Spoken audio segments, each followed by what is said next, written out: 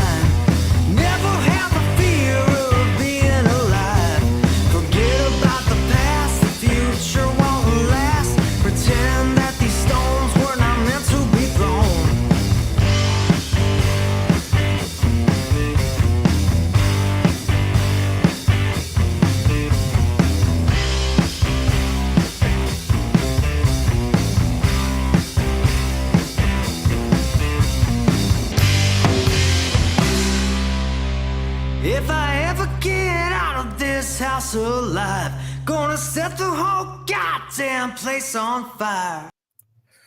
All right, we are back with another Tuesday night Toke, and it looks like our guest already knows what's going up. You see how he had the biggest smoke cloud, like right off the bat. He knows what's up. He's already making us look bad. Like, absolutely. We've got Cole Preston from the Cole Memo, formerly of the Chillinois podcast. So you might know him better by that name if you haven't been around in a bit there. But how are you doing, man? Great to meet you. Yes, nice to meet all of you. Thank you so much for inviting me onto your show. Thanks for coming on, man. This is going to be a good one. I enjoy listening to your podcast. I was just listening to one about HPLV. Did I get that right? The hop latent. It's like say that 10 times real fast, but the hop latent earlier, and I actually thought that was a really good one because you threw some numbers out there that was like up to 90% of Cali weed might be hop latent, contain it, and up to 40% Canadian weed, I believe, were the numbers thrown out. And I was just like, holy shit. Like, I knew it was bad, but like, wow. Yeah. And I'd never heard of it. I won't, some people call it the COVID of cannabis. I won't say the word so you don't get shadow banned, but yeah, I had never heard of it. Honestly, I was learning about it on that show. I've not done a ton of research on that, but yeah, I remember I did a quick Google and saw that it seems that like a high number of cannabis from California, which of course I think we may all know supplies most of the United States still to this day. And so, to hear this was very interesting. And again, I had never heard of it before. So yeah, look into that, folks, if you'd like to learn more.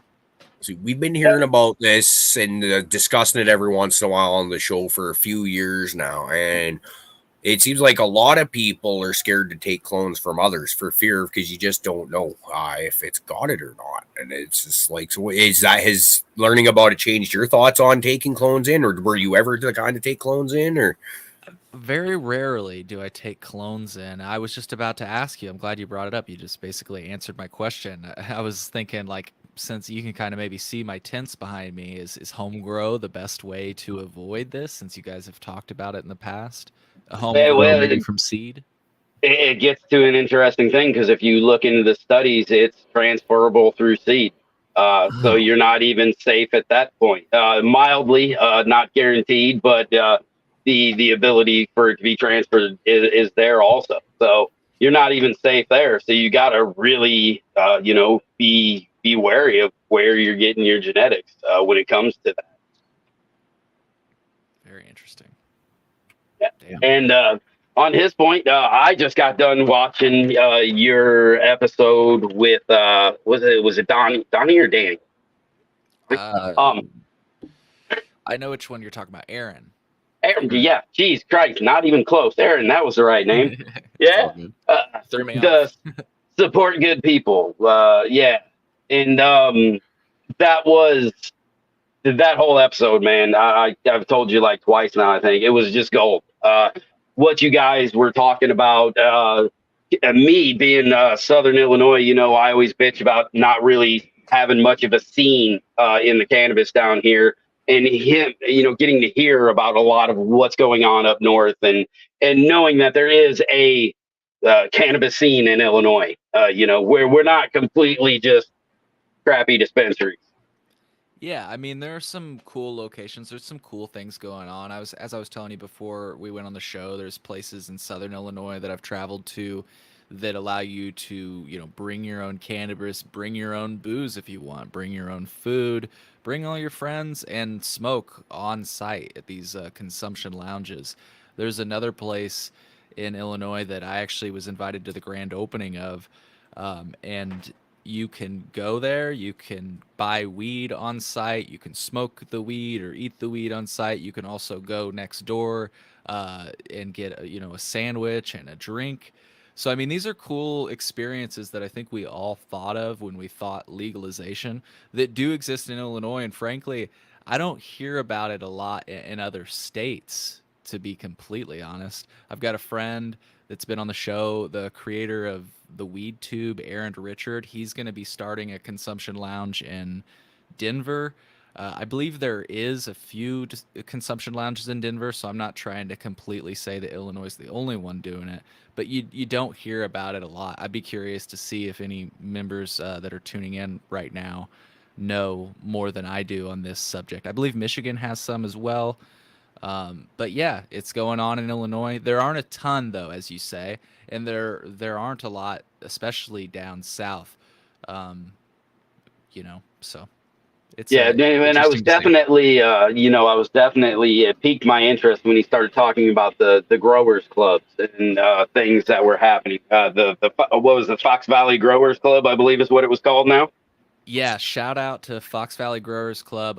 Go to supportdopepeople.com to learn more about that. They are the group that is kind of putting that on. And from what I understand, you can go to these meetups, talk with other growers, sample, of course, other samples, and have a great time. So I've not been to one, but it sounds amazing. And yeah, there's a lot of people that are doing really cool things like that. So again, shout out to Support Dope People, but there are people like High Focus Media, which is another group in Illinois that is in many different ways hosting events that just everyday consumers can show up to, oftentimes free of charge. They've thrown a few really cool events, and as you said, they're more up north, but that's where they live. So what I'm hoping is that I'd like to give shout outs to these types of people so that folks in Southern Illinois hopefully see that this is doable and start doing it. Right. Yeah, absolutely, man. I mean, I didn't know about the lounge, like you said, that open consumption lounge, that they're doing all that. It was an hour away from me, and I didn't realize that until your show. So Yeah. yeah, man. Yeah, what you do really is invaluable for us in Illinois, and getting it out there. And the other things is all the work that you do for the advocates. A lot of times I don't even know where to start. Where I start is by looking at what you do and then throwing that to other people and going, man, look at that shit. Homeboy got it going on. But so everything that you do advocacy wise for us is just absolutely pivotal. And I know even your what was I going to say? I feel like even your work is being noticed by the lawmakers. You're getting stuff written back in that was, placed out. You're doing work that is showing tangible results, is what I was trying to say. So, yeah, thank you. I think what you were referring to maybe was, the most recent example is there was language that I've seen on on Illinois Cannabis Regulation Oversight website. So there's an office in Illinois, for folks that don't know. It's the Cannabis Regulation Oversight Office.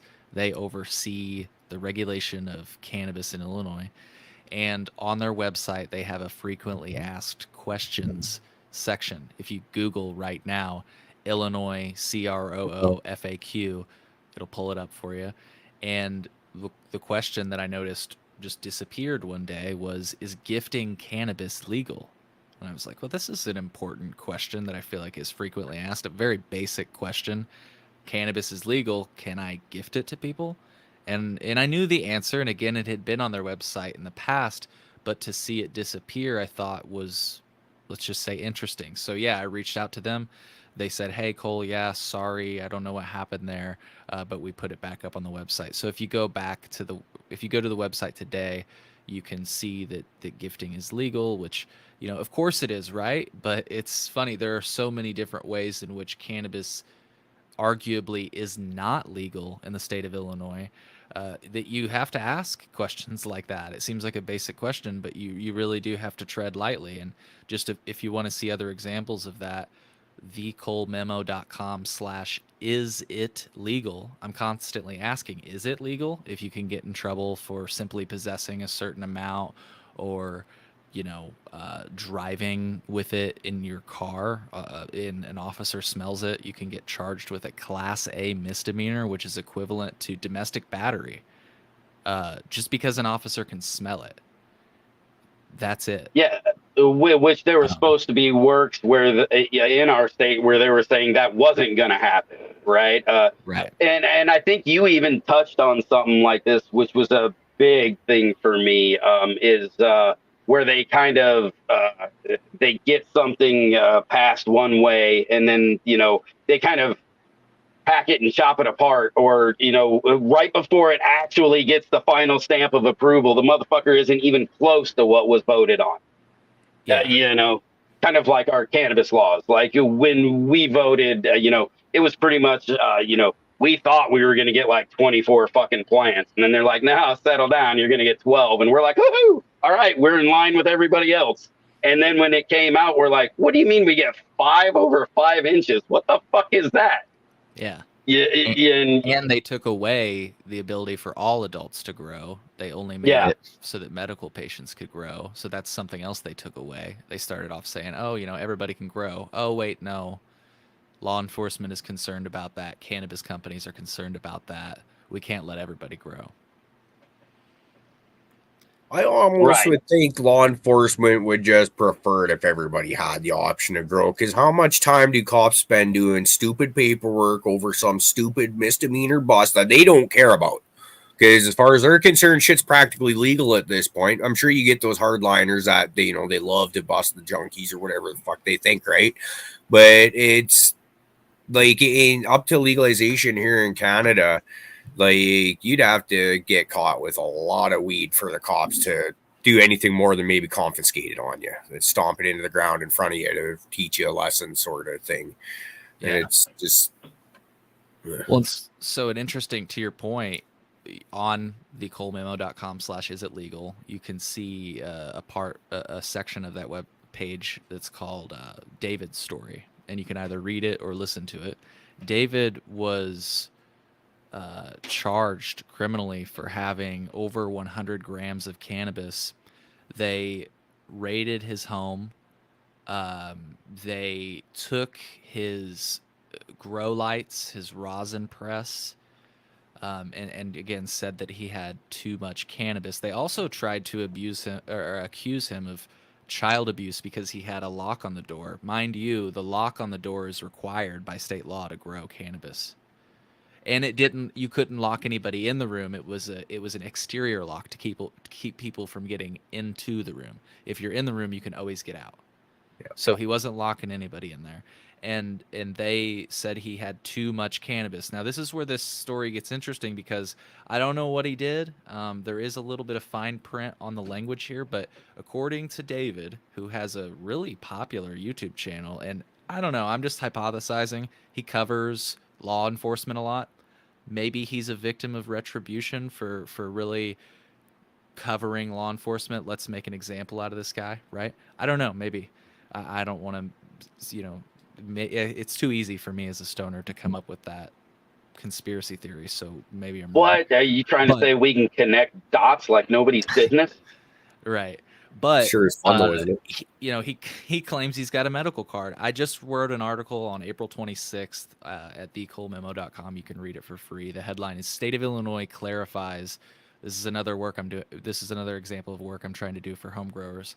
State of Illinois clarifies homegrown medical cannabis possession. No set limits, provided it's, quote, secured. Now, basically, what they told me, I'll just keep it short, is that if you're growing cannabis at home, you do not have a possession limit, provided that it's secured within the home.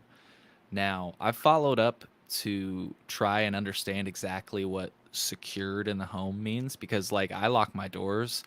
I'm also home most of the time, so I would consider most of my belongings to be secured all the time, right?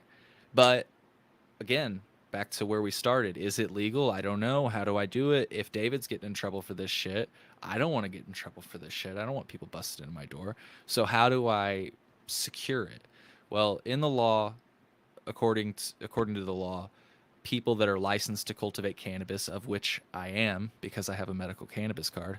Kind of funny how a relationship with my doctor makes me a licensee to cultivate cannabis. Anyways, it says you must have it in a vault. So that's my assumption. But again, I've followed up with the state. I want to know, how do I make sure that I don't become like David? Because David had just a little bit over 100 grams. I don't know about you guys, but Fluffs, you said, we've got the 5 plants over 5 limits. I don't know what your limit is in Canada or BC, but 5 plants. Let me just say that you could grow a lot with just 2 plants if you do some LST, really veg it out. If you know what you're doing with 5 plants, I mean, you could get over a pound, and I know people that have consistently. So like, we need to know what our limits are. We don't have any according to the law, but how do we secure it? You want to hear a great one, Cole? Hey, Caribou, tell them what your plant count is. 256.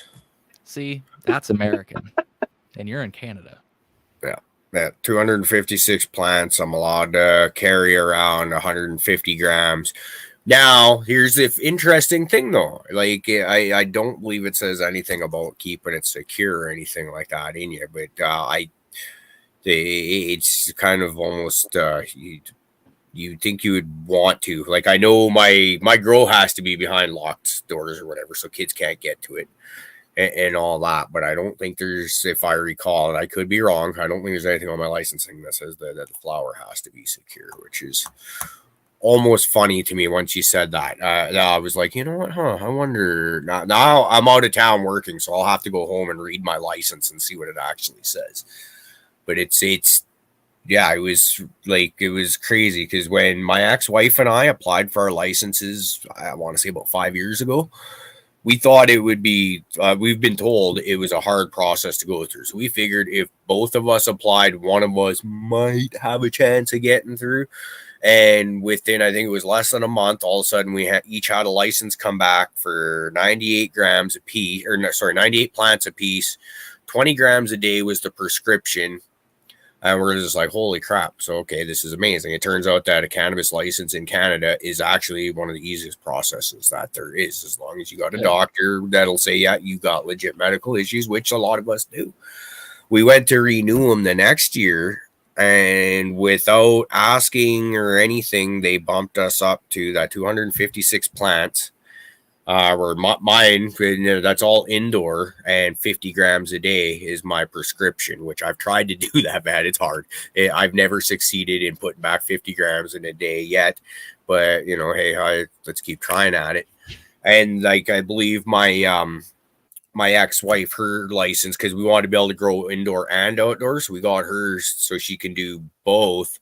And I think hers was something like 187 plants indoors and 47 outdoors or something like that.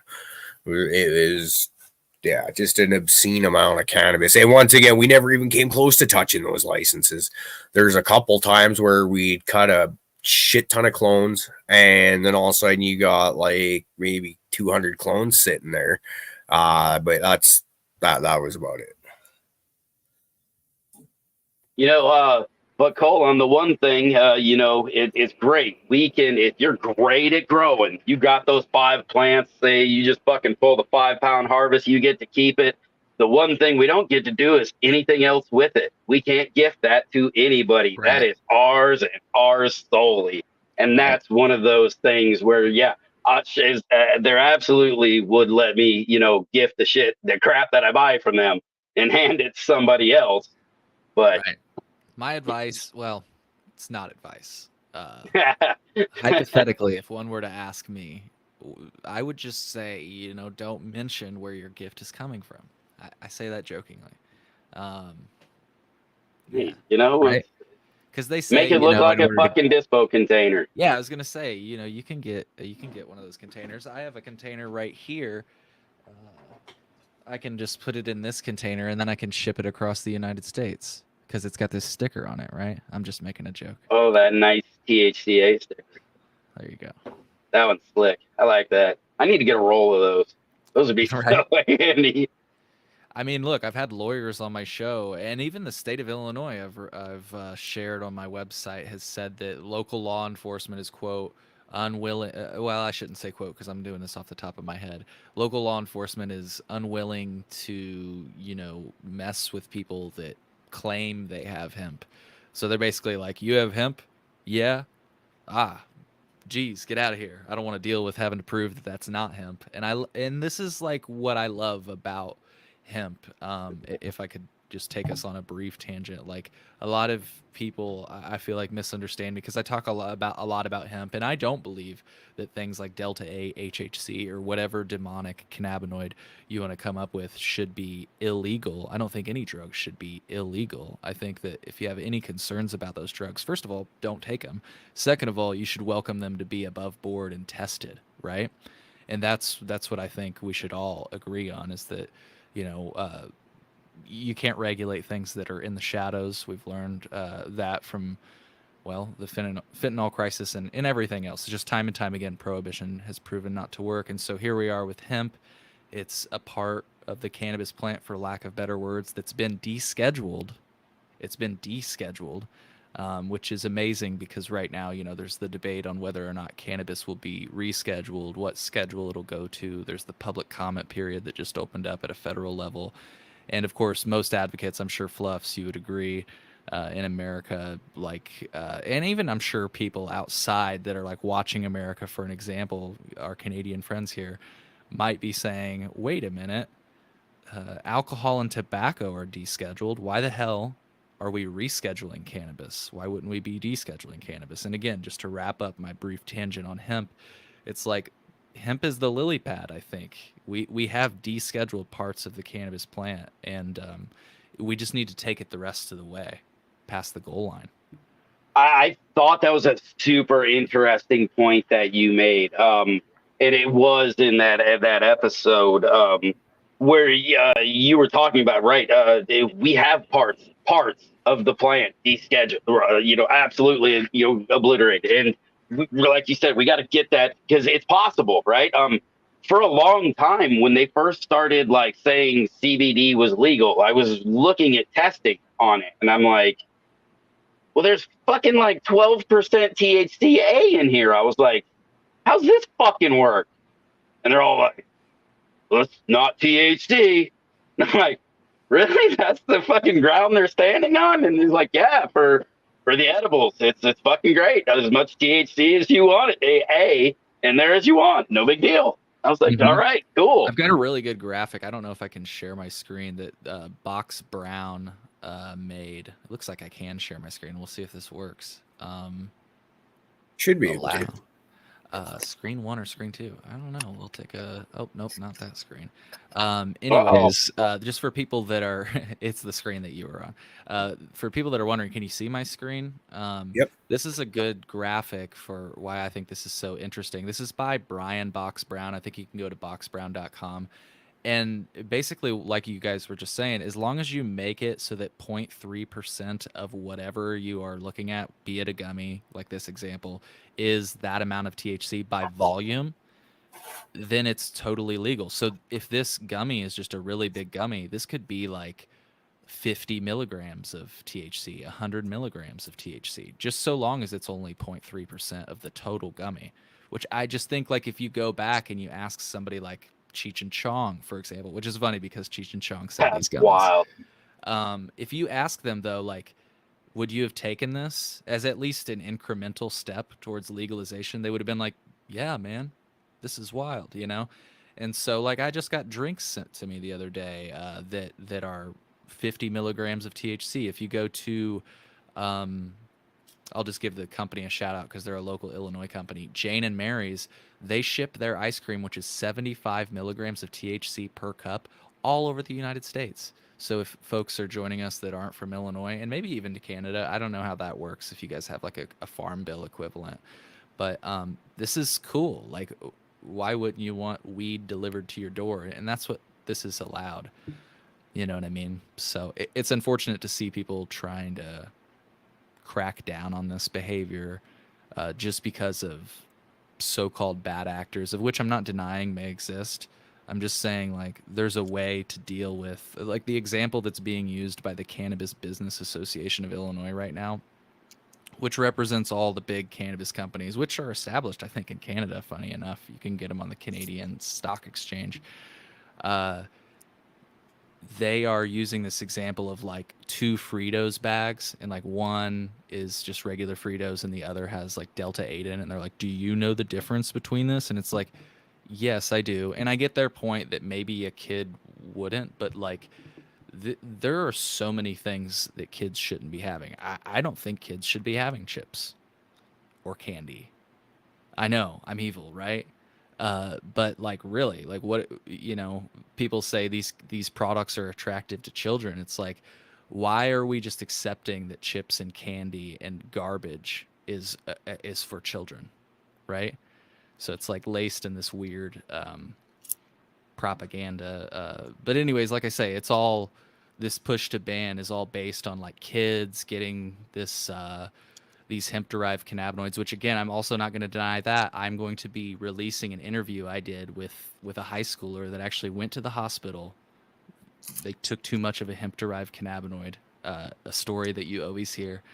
And yeah, so it's not that that's not happening. I think there are better ways to deal with this problem other than like making it completely illegal or criminal, or, you know, issuing high fines if you practice in this business.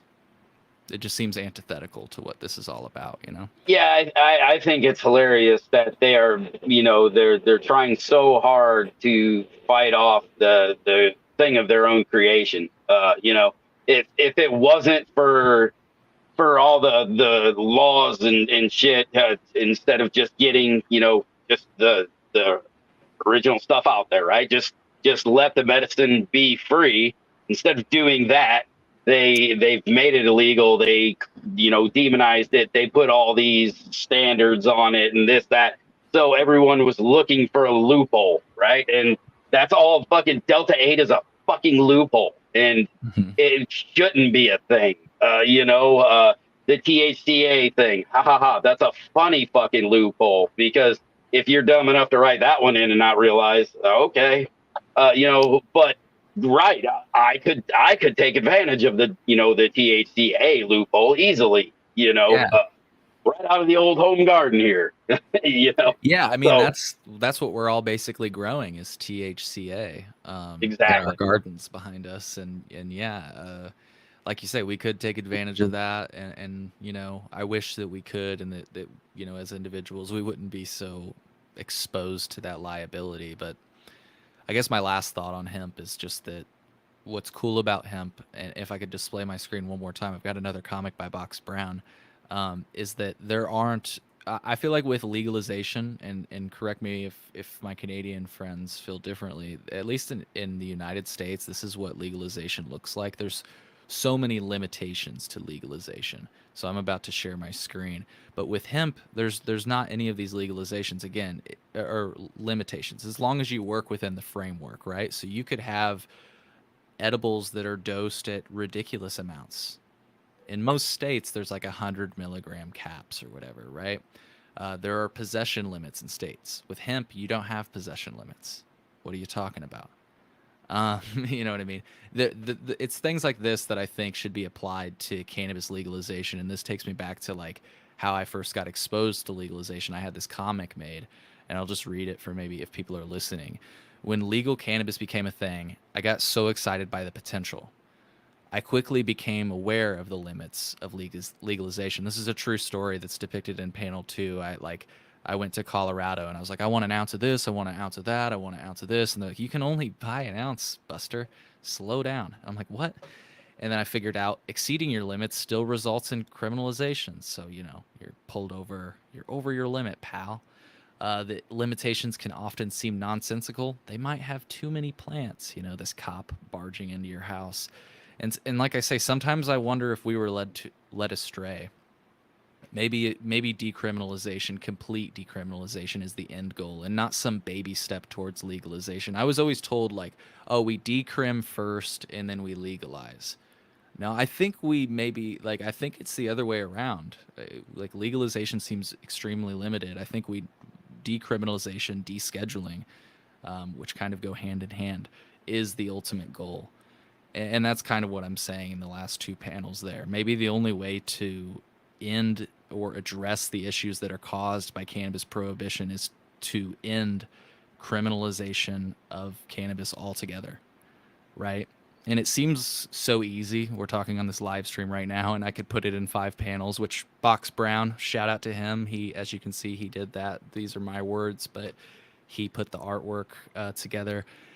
And like I say, this sounds so easy. We're sitting here smoking weed, but I swear, dude, some people can't wrap their heads around it. And even people that smoke weed will like almost say, there should be possession limits, or maybe, I see people on Twitter all the time saying, 7 plants is a reasonable amount. It's like, what do you mean reasonable amount? Like, if it's legal, you should be able to buy, use, cultivate, gift, possess as much as you want, need, or please. Exactly, because they're not limiting you on how many cucumbers, tomatoes, jalapenos, corn, soybean. None of that shit is limited how much you're gonna tell me I can fucking grow in my yard. I'm sure the fucking city, if I all of a sudden turn my yard into an overgrown farm, that's just an eyesore. But a well-grown farm that can't say shit about, right? And they're not. I'm not on my corn limit. I'm not hitting my tomato limit. Right. So. And I agree with that fully. And the same thing, because it depends, your usage. If you're making medicine, right, or a cancer patient who is making RSO, who is relying on growing their own, has to grow a lot constant, because you're using a ton once you've extracted down and done everything. So, it's such a hypocritical thing to be able to say a reasonable amount of plants, because it's reasonable subjective, really, at the end of the day, right? Someone who doesn't smoke weed or might smoke, maybe they go out on the weekend and they might smoke a joint or 2, and that's what their thing, right? Well, yeah, like fucking 7 plants or whatever would be a shit ton of weed for them. People like us, medical patients, we hurt a lot, we got issues, and we tend to go through a hell of a lot more. And like you said, Fluff, once you start rendering it down into topicals, edibles, and stuff like that, it goes fast. It's, 7 ounces. Yeah, okay, that'll last me a good few weeks if I'm smoking that. But once I start rendering that into anything else, well, okay, it'll go a little bit faster. So it's really not that much. And like you said, they don't fucking come checking you for corn or fucking tomatoes or cucumbers or any of that other stuff either. It's just... once you start utilizing it just for, other than putting it in a rolling paper or a bowl, you can go through it real quick. Especially the edibles and concentrates, like making butter and stuff like that, or hash. Yeah, and then let's talk about a household. We're just talking about a person, not a household. If I'm treating more than one person, if I'm helping treat my wife, I'm helping treat parents, if I'm helping treat, my kids who are old enough, or kids who be honest, I'm going to treat them when they need it. How many people am I treating? Because all of a sudden now we really don't have enough plants. Well, here's the one is so legally without we have a medical card in here in BC and most of Canada, you can have 4 plants. Okay, well that's the fuck is that? Like my old man, if I'm not here working, my old man is the only pot smoker in the house, so 4 plants will go longer, and he doesn't smoke as much as we do, so it'll go a little longer for him. But 4 plants isn't enough. Well, and my question is, who are these laws protecting? Because, like, have you ever tried to grow a lot of plants? Like, let's just hypothetically, it's hard. It's actually kind of hard to grow more than 4 plants. Work. It's time consuming. It's work, right? It's fucking farming. Right, but like, it's like, are they trying to protect us from all that hard work, or are they trying? Yeah, it's interesting. It's interesting because obviously they're not trying to protect us and where is the downside to them letting us? I'm going to use more power. I'm going to spend more money. I'm going to do more of these things. I don't understand how I'm going to pay more fucking taxes. You know what? Fuck that. You the more weed you grow, the better citizen you are. You just that's really the thing. How many of the old school guys have you ever heard when they talk about their old fucking time? They're like, I absolutely paid my bills on fucking time every time. I paid my taxes and that shit. And that's why I didn't have fucking cops beat on my door, because taxes were paid. Yeah. And yeah, they're looking for the people who aren't paying their fair share. And right, I'm paying mine, right? This all goes to me. When this costs me what it costs, that's right. I've paid all my taxes. There you go. You know, if I sell it, I understand, right? We'll get on another thing. I actually find this one interesting because, let me do my part, right? I want to do my part. I live by like the Southern Illinois testing lab that most of anything that comes from down here gets tested. I'm literally down the street from it. They won't test my cannabis. They can. They can. Labs do. I've had them on the show. These people won't. They said it's an absolute issue with like their insurance and things happening with that down here. So they won't even. So, you know, as a medical patient, the lab that I have access to tells me I can't even fucking test there.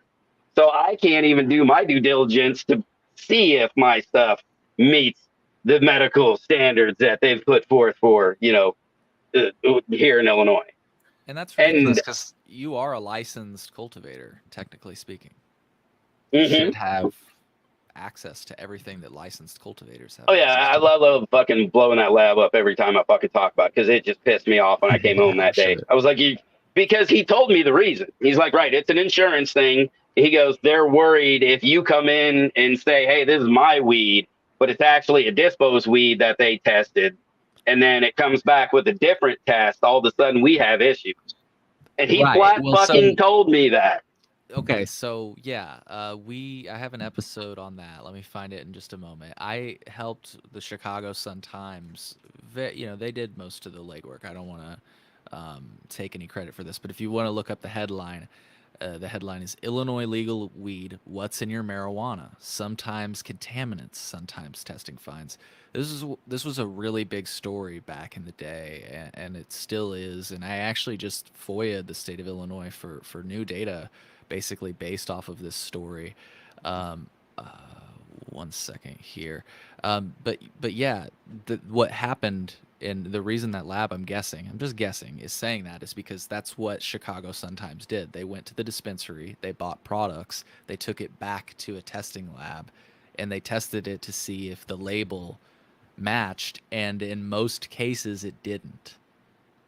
And I actually had those journalists on my show.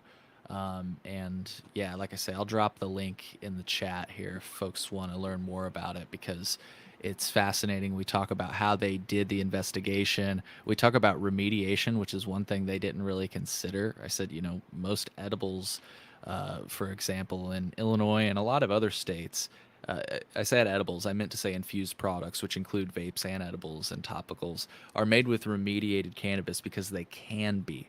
Um, so I'm not saying there's anything wrong with remediated cannabis. I want to be clear, but it does seem like the question is open ended. People don't really know what the impact of all these different forms of remediation can have, depending on how you're ingesting it. There's a lot of variables. Again, I'm not jumping to any conclusions here. I'm just asking questions. So I just find it a needless thing. I mean, we do such, yeah, it's been kind of proven if you do the work to get the proper product, you don't need to fucking remediate it. And just to get a more, a prettier product, like I don't give a shit if my stuff's like a little bit brown, right? If that's what it is and it's the proper medicine and it works, right? Hell, I ain't got crystal white shit coming out of my fucking rosin press at home, right? That's not what I got.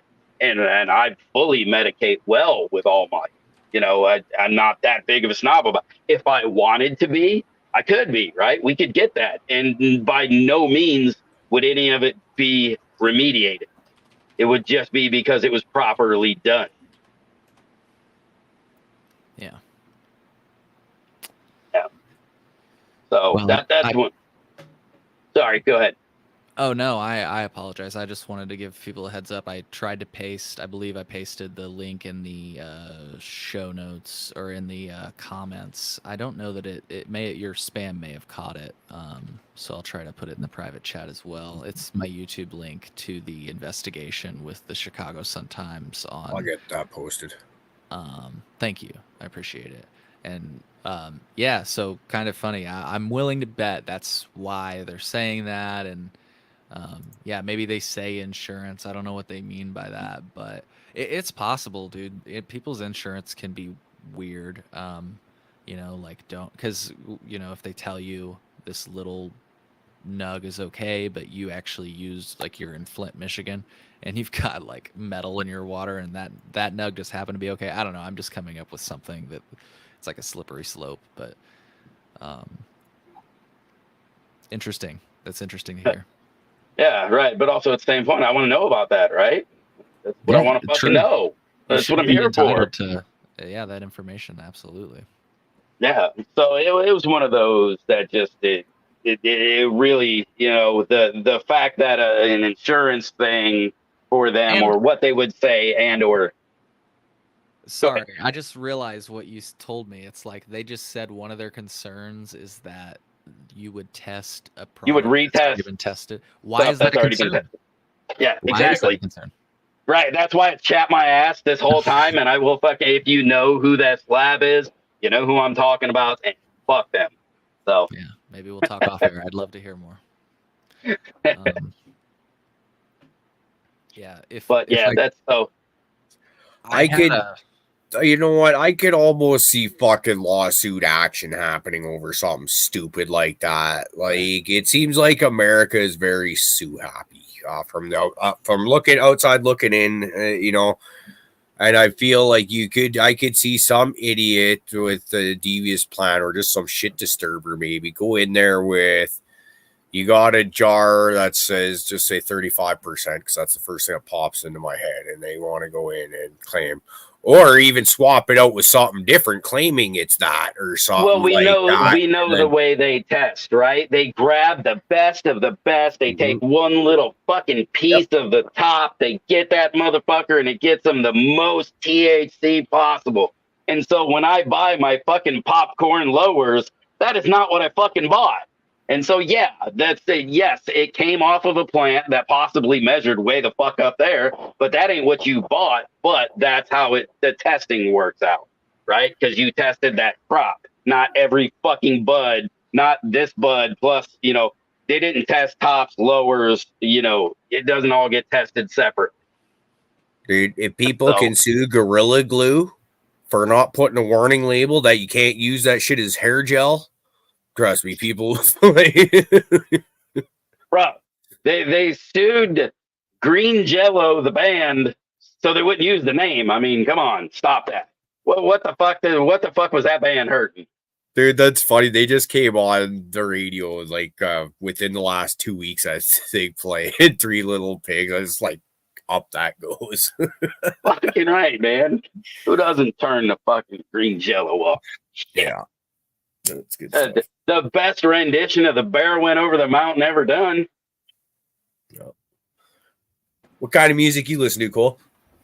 I know a lot of people say this, but really all types, like I get super into rap sometimes. I get super into country sometimes, and that'll be like new country, which some people might say is not country, and also old country, which some people say is country, right? I'm talking You're going to get in specifications about country, though. I'm more interested in new rap or old rap. Like good rap or like the shit. Absolutely. I would say not the shit. I'm not super into like the auto tune. I don't like singy rap. Like I say that's not rap. That's like R&B or something like that.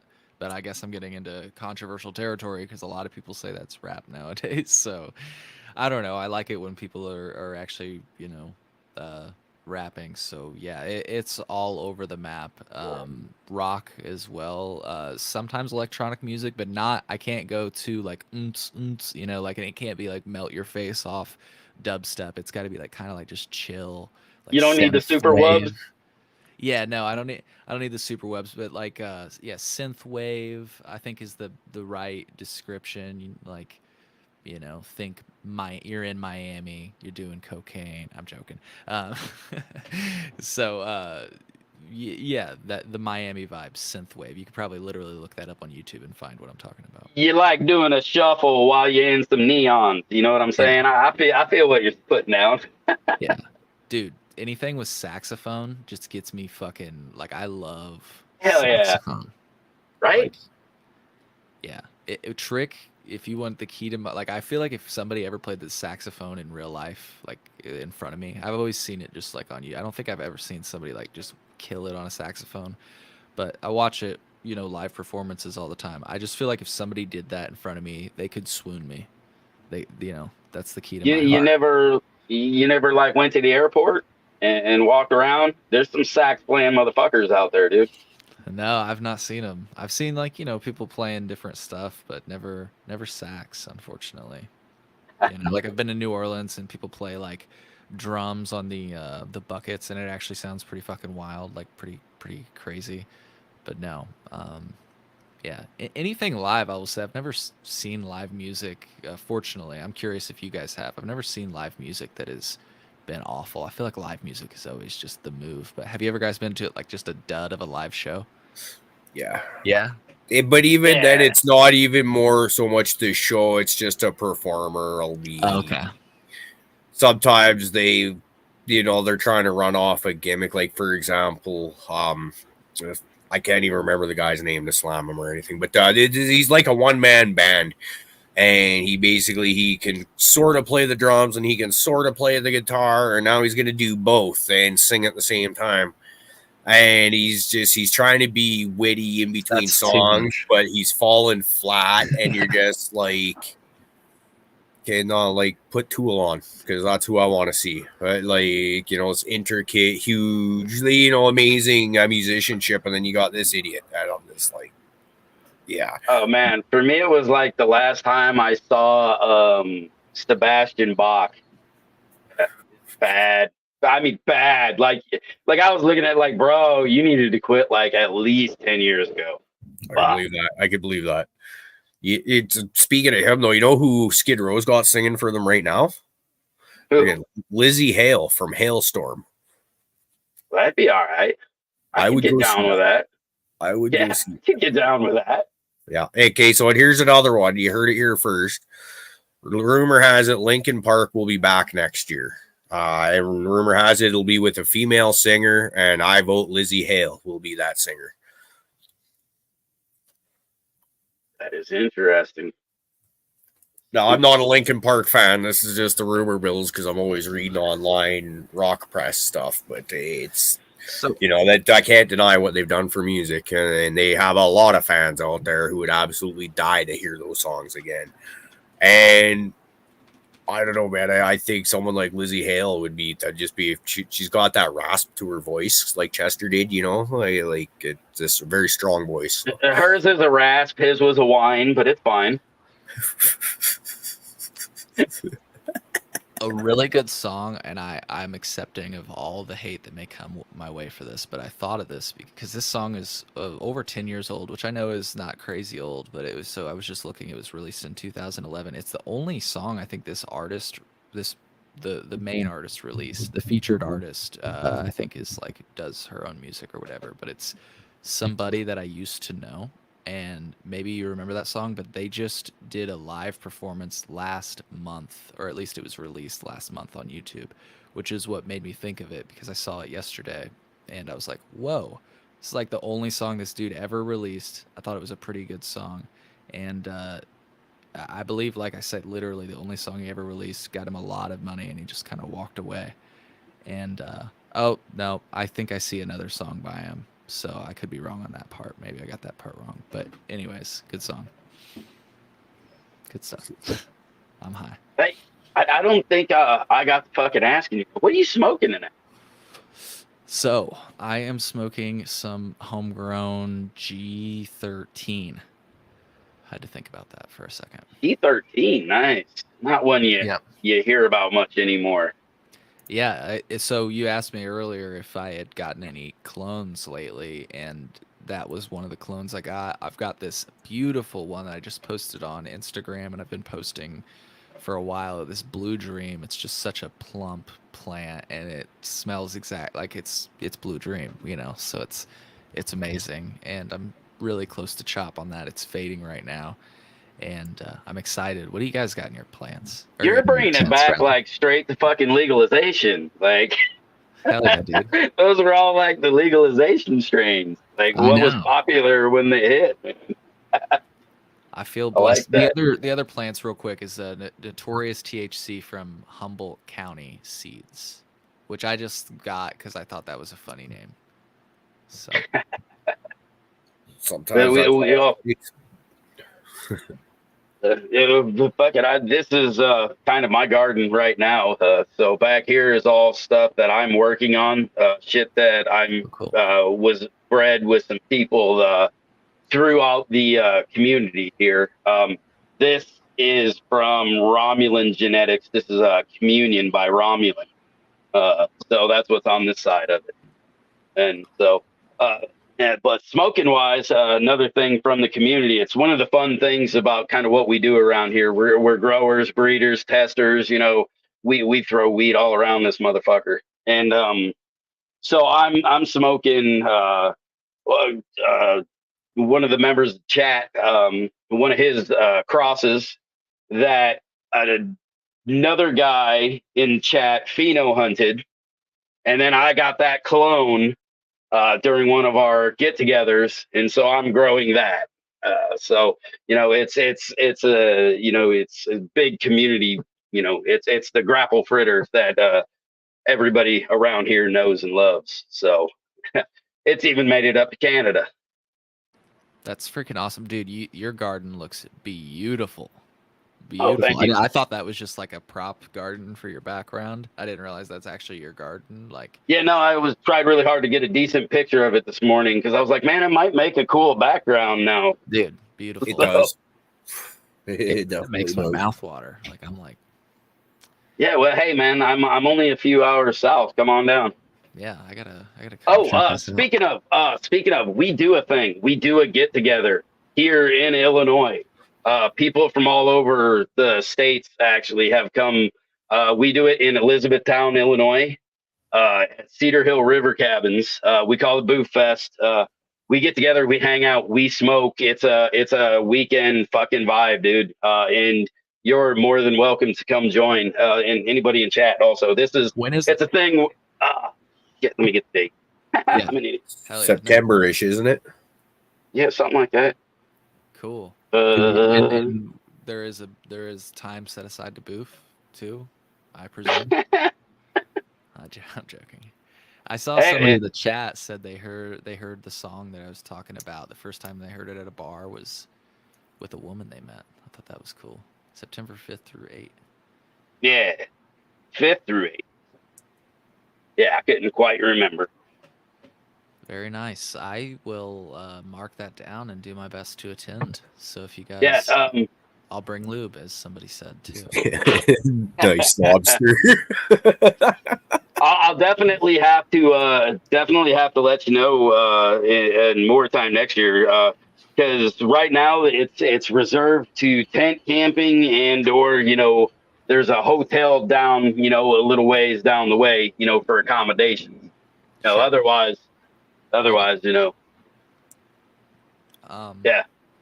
Stuff like that can be easy for me if there's tent camping isn't too bad or whatever, or if yeah we can talk about that. Yeah, man. Yeah, but yeah, just wanted to let you know because you in the close. So we love I to have you. appreciate that. I really appreciate that, and I hope I get to meet all of you on here and anybody that's in the chat. If you guys are watching and you're there, be there first of all, and if you see me there, we'll smoke, and I'm sure Fucking right. you guys will all smoke too. That's right. And by the way, we will gladly get you any of these genetics if you want them. All you got to do is hit me up with a DM and I got you. So For sure, I appreciate that. You guys are too kind, and absolutely will do. And I will. Yeah, I've got that on my calendar, so we'll talk. Like I said, to work out the logistics. So yeah, man. Yeah, because you were saying right before this started, you said you saw the video and you loved all the people that actually that come from the Booth Fest. That is from the camp out events. All of that video is 100% pretty much from there.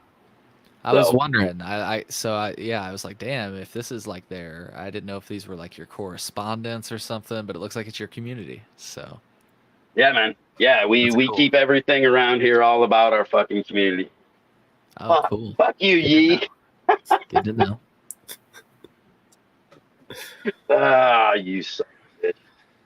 Just because I have it up, do you mind if I just to just kind of round out exactly what I talk about on my show? I did not plan to do this. It just happened to be in my download file. One last comic for you all by Box Brown. Because I feel like the visuals help to make the point, and it's like preaching to the choir. But this is the last point, and it kind of backs out even from the United States. And this is kind of what I talk about, and a lot of what Box Brown covers in his weekly comic series, which is what I've been showing, Legalization Nation. So he says, one of my concerns is losing momentum for legalization.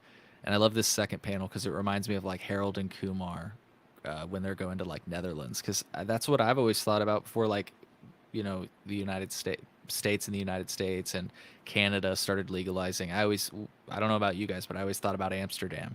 And it was even, like I said, in Harold and Kumar, kind of cliche. But what I did know is that, yeah, those shops are legal, but it was all illegally transported weed from an illegal grow to that legal shop. But everybody kind of lost the political will to fix that because the average person sees the issue as just done. Because you can buy weed in the store. What's the big fucking deal, bitch? Right? And it's like, oh, thank you for bringing this one up. That's how that was in Canada right before legalization for probably 2 or 3 years at least, commonly at least across BC, where you'd have these gray area dispensaries where, like, Canada's, or at least British Columbia's cannabis laws are not nearly as strict as in the States, so we'll just preface this with that. And where it was kind of people just started growing sets of balls kind of thing. Okay, let's open up a store, and you know what, I'll get arrested, I'll do time, and then but I'll get out, and then someone else will open up a store. And then after a while, it just seemed like just about every town had at least one of these gray area dispensaries where someone like myself, yourself, G-Bay, Fluff, anyone in live chat, if you grow good weed, you could take it into one of these dispensaries, and if you can agree upon a price, you could sell, and then all of a sudden this dispensary is selling your cannabis. It was a great model. You actually could find really good weed in the dispensaries back then. Also, no regulations on any of that shit, though. They could be spraying that shit with any pesticides they can come up with, whatever. So you got to be worried about that, I guess, too. And then as soon as legalization came through, and all that got shut down, and it's a corporate game now. So that's where you were mentioning earlier about like descheduling, decriminalizing, or and all that. And I just like, I think decriminalizing honestly would be the best, because it's, and from what I've saw up here at least, the corporations don't, they not so overreaching with all the power to do whatever they please with it. The little guys like us could still kind of play in the game should they choose to, but now that it's legal, it's corporate. Right. Yeah, and you know, I hate that I took so long to say this. This is my bad. I should have said it in my intro when you guys gave me the space. My show is not called the Cole Memo because of my name. It's called the Cole Memo because it's actually what kind of ushered in legalization in Illinois. It's a federal policy. It is a wink at my name, but it's a reference to the federal policy that kind of created this state by state legal cannabis market. But back to the point you just made, how cannabis legalization started in the United States in California in 1996 was exactly what you were just talking about. Dispensaries supplied by growers. And absolutely, you made a really good point, like that you ran a risk. It wasn't like tested per se, like it is now. But like, let's just say we had that model where any home grower could supply their grow, but it is subject to the same tests as the licensees. I just feel like that is such a, I love how that started that way in Canada, and apparently it started that way here, you know, and that's cool to hear, you know. You know, interestingly enough, I think you touched upon it, and what that was a self-regulated market, and what they don't want is us to be a self-regulated market because it works entirely too well. I always thought that was an interesting thing when you looked at the nicotine vape space. Before Juul really fucking kind of stuck in and took everything, as the space was growing and people were realizing the benefits of kind of using it to help reduce or quit smoking, and it was all kind of self-governed by the people making the juices, the devices, right? They were testing, they were making sure they were using the right products. You know, when the consumers found out shit was fucked, that stuff it was gone.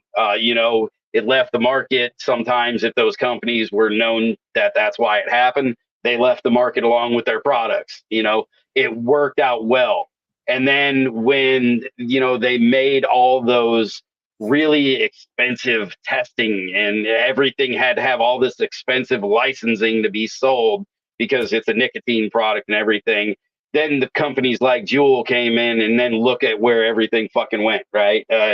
You know, you have no you lack the quality control, you lack any of the fucking integrity, and all of it is now being basically advertised to fucking high school kids. We're right back to the fucking cigarette 2.0. So they effectively squashed the people who fucking made them and who kept the actual what we would be, right, the medical side of it, you know. And like you were touching on, it was that apathy thing, and why I was glad you hit on it, because it's what I'm worried about with us. We, you know, in Illinois, we fight so hard to get anything. By the time they put something that's like, ha ha, fuckers, we jump at it and we're like, we'll fix it later. Knowing good goddamn good and well, all we're going to do is lose more and more. And so the apathy thing is exactly what it is. And it's gotten me kind of more looking into shows like yours, looking into what's happening, what I can do to help make sure this shit doesn't happen, right? You look at the way shit happened in Michigan, it's fucking impressive, right? Those people held them fuckers, you know, they held their feet to their fire. They made good changes.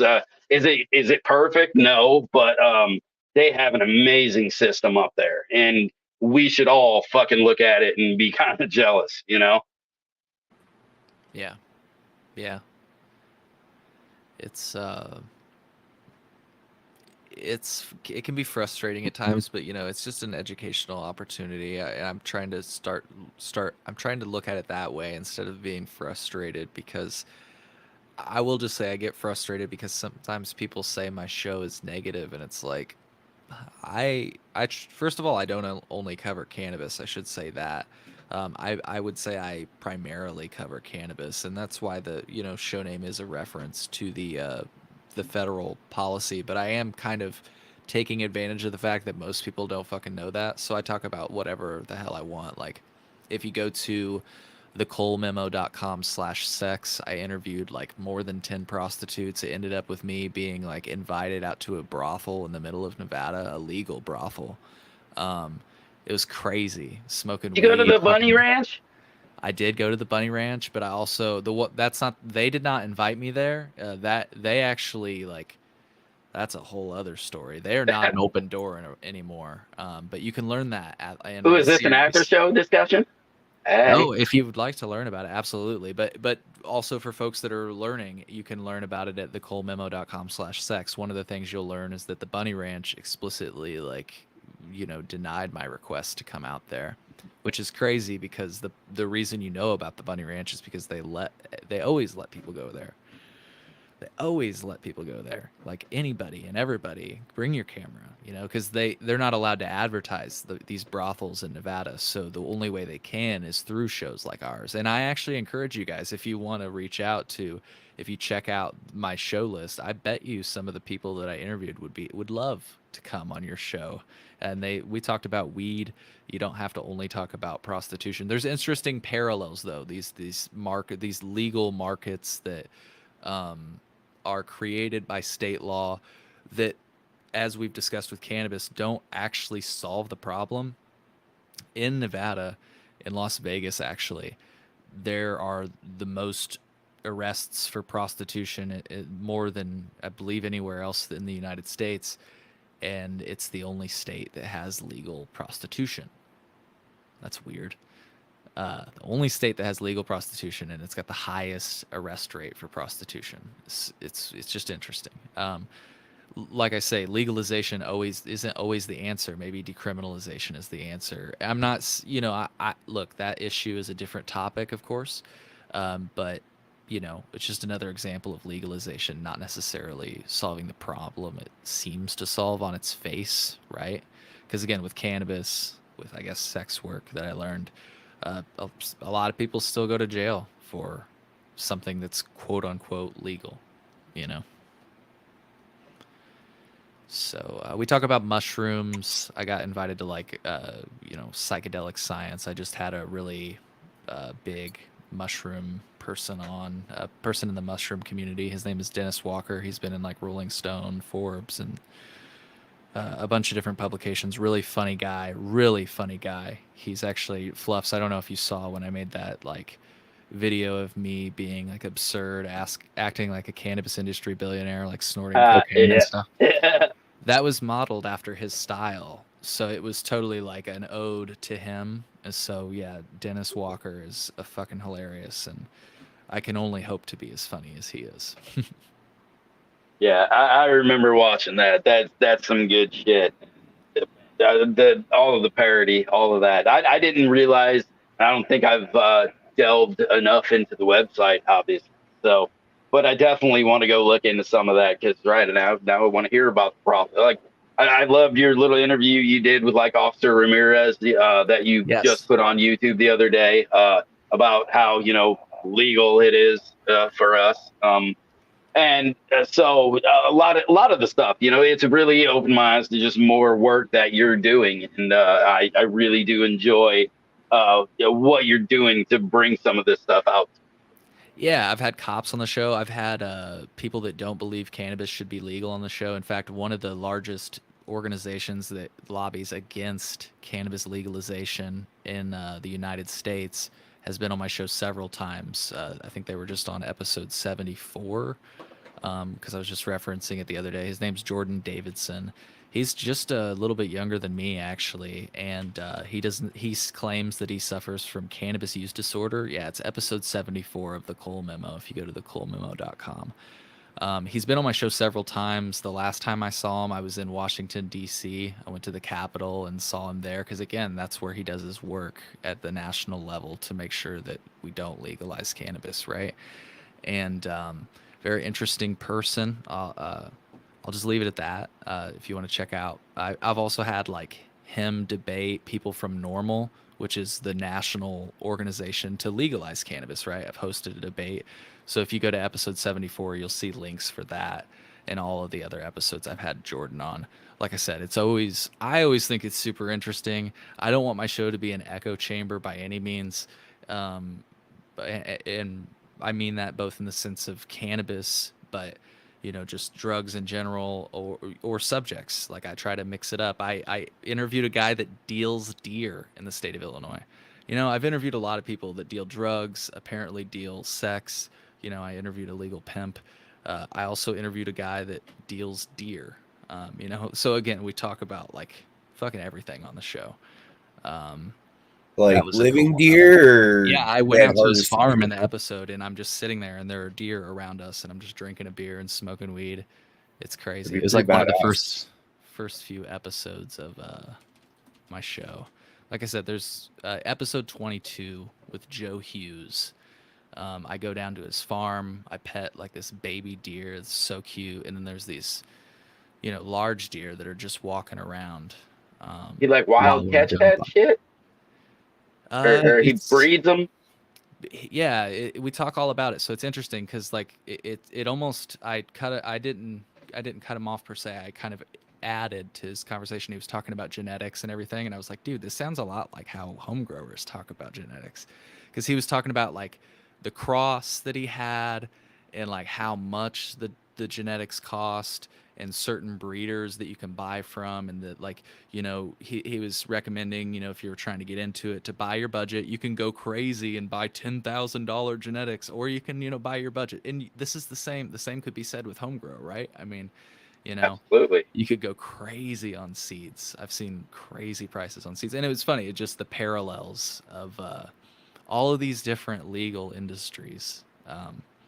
Yeah, it's weird. It's a big reason that a lot of us are standing, because we looked at the market for seeds, and we're like, man, fuck that. We can make this shit. We can make just as good as these motherfuckers are trying to get. Like $10,000 cut my ass, motherfucker. Like I can do this. So yeah, that's where we're at. That's where a lot of us are at now. So yeah, yes. Absolutely. When He lives down near you you, though. That Joe Hughes guy.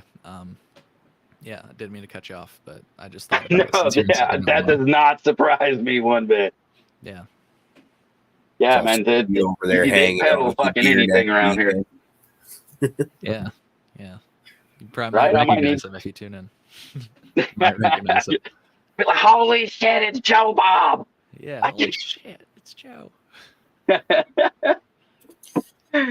Well, smoke break for the chat there. They're calling out for a little dab session earlier. Yeah, I guess. Yeah, it's been a long time. They're going to ride.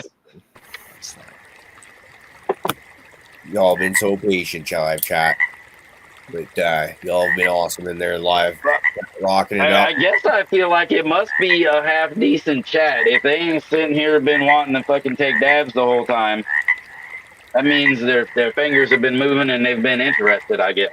So Yeah, they're not bored. I would guess. I Definitely have a not dab bored. pen. Does that count? man, do you, man. So I was kind of curious, like, what was the reason for the change of the name from the Chillinois podcast to the Cole Memo? Because I thought Chillinois podcast, like, I was like, man, that is fucking brilliant. Like, why can't British Columbia have some wicked play like that? Man. I appreciate that. So like I liked Illinois too, and I've still got really cool little logos, lined up that we use from time to time. But since I was talking about so much more than Illinois, I wanted to kind of find a way to get myself out of that. Because like again, I actually started promoting this prostitution series like almost like 2 years ago.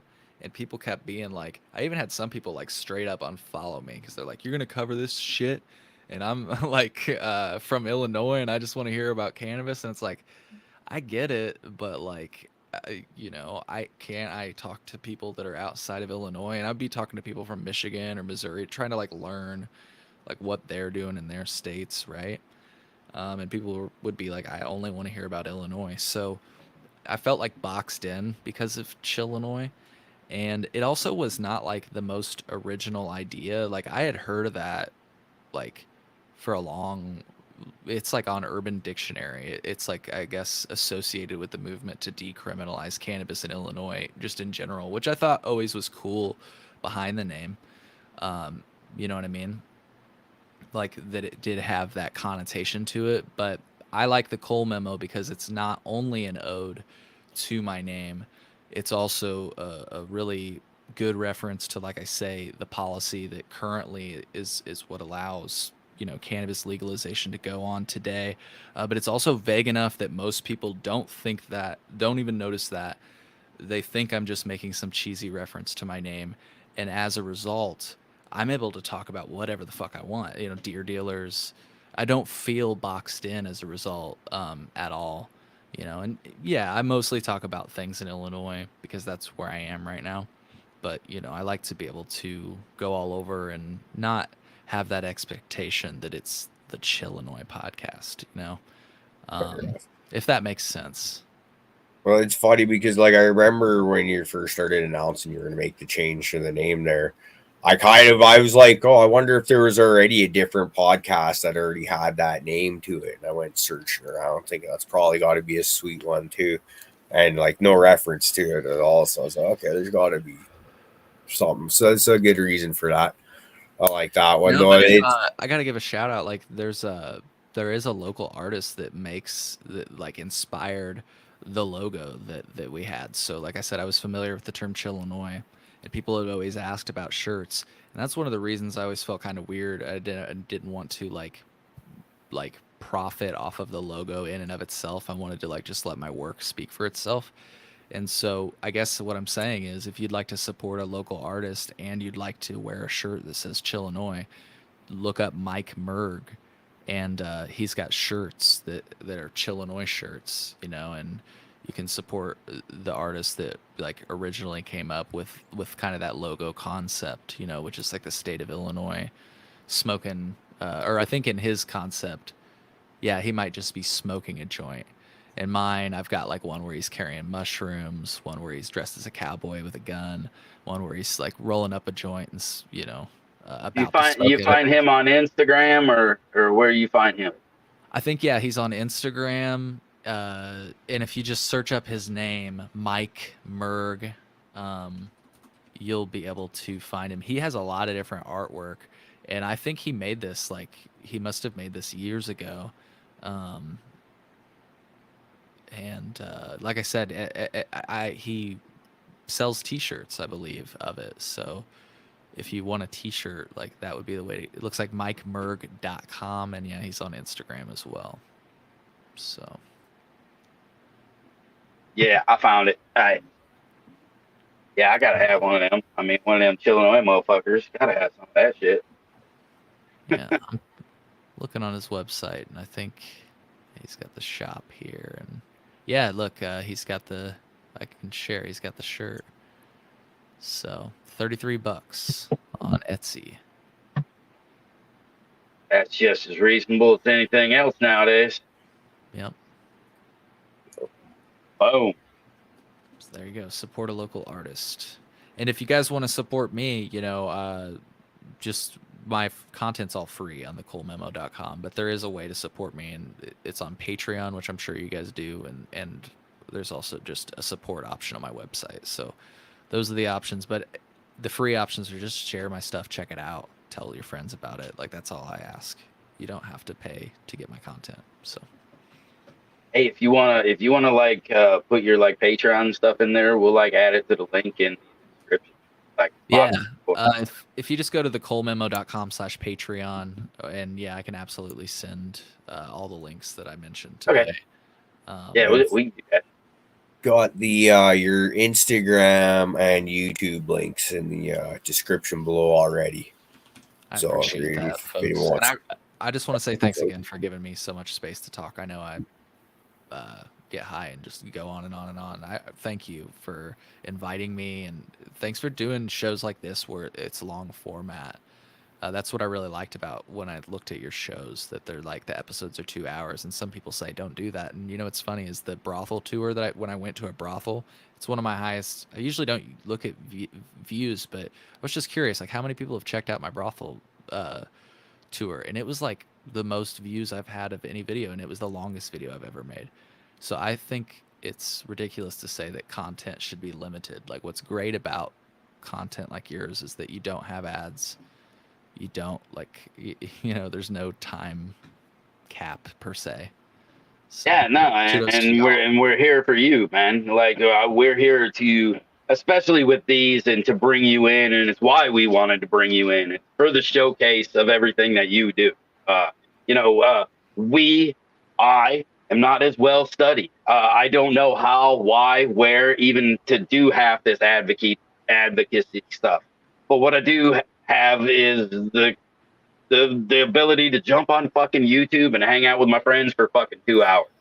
And so in doing that, I can find cool people like you and be like, let's do this shit. That's just dabs. That's right. Hell yeah. But yeah, no, thank you, and I would love to have you all on my show because I'd love to hear how you guys started this and all of that. How long have you been doing this? Can I just ask that real quick? We're over 3.5 years at this point. Sweet. Kind of started the channel itself. I think is 4 years old. I think it was 2020 it started, and like it was 419, so just short of 420. I was actually just came across something the other day that showed me that. So and I how just the can't hell remember. did you all meet? Because like, okay, so you and G-Bay are from Canada, but Fluffs is from Southern Illinois. What the fuck? How did that happen? So are you familiar with the Cannabuzz app? No, I'm not. Okay, so it's still around, but I believe it's a pay subscription app now. But it used to be a free app that was kind of like Facebook for stoners is the best way to put it, I guess. And I'd started this channel and was just doing like grow room garden videos, right? Looking for a friend to talk with growing weed about, because there's nobody, I didn't know anybody in the area. And then you find this Cannabis place, and you start meeting dudes like Fluff and a bunch of others. We used to carry a huge panel at one point, or it wasn't uncommon to have a dozen people on the panel, but it was COVID at that time. People sitting around doing nothing. Wasn't long before G-Bay, he come kicking around, and it's just, it's talking with our friends, it's, you see a lot of conversations on TV or online and stuff like that. It's like people don't talk like that. For the most part, you can tell they're skirting certain subjects and stuff like that, or I can't say that. Like we don't go out of our way to be like a curse and swear fest. It happens anyways, but like we don't, like it's just, but. And you know what it was we found a positive community. It was, at the time when basically you were kind of getting in Reddit and Overgrow and places like that. And there was a lot of toxicity around things like that. There was, you wanted to show pictures of shit, but you were still like fucking worried about things. They started this, like he said, it was like more like a fucking Instagram or like a Facebook, for specifically weed. They were like, bro, pictures, do this. We don't care, And so it was finally like growers, but like looking at fucking people's grows and going, dude, let's chat. And then all of a sudden we started doing this shit on YouTube. But yeah, we all met pretty much through that app, who start and that for the reason solely of cannabis. And in my purse, solely growing of cannabis. They even split that out into communities, the glass people and the hash people. And, that was one thing. And maybe you actually have some more information about that. Hash was actually one of the few like community things that actually was a old school thing here in Illinois that I believe they didn't I believe it was maybe in Champaign, where they had a big hash event. Oh yeah, And thank I you. mean, it's Yeah, like old as fuck, right?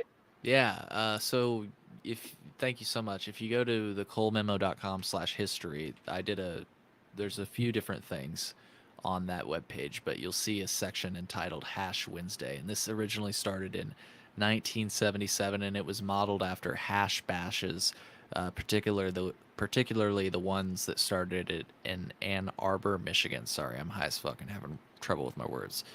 Which kind of started the reform of cannabis laws, according to the co-founder of Hash Wednesday. So I went and interviewed past participants, like from as late as 1970s all the way up to 2000s, you know, when they were in their college days, and kind of met with them and had them recap their experiences of, you know, what they were pushing for back in the day, and then kind of asking them what do they think of what we're seeing now today, kind of all that stuff that I was complaining about at the beginning of the show.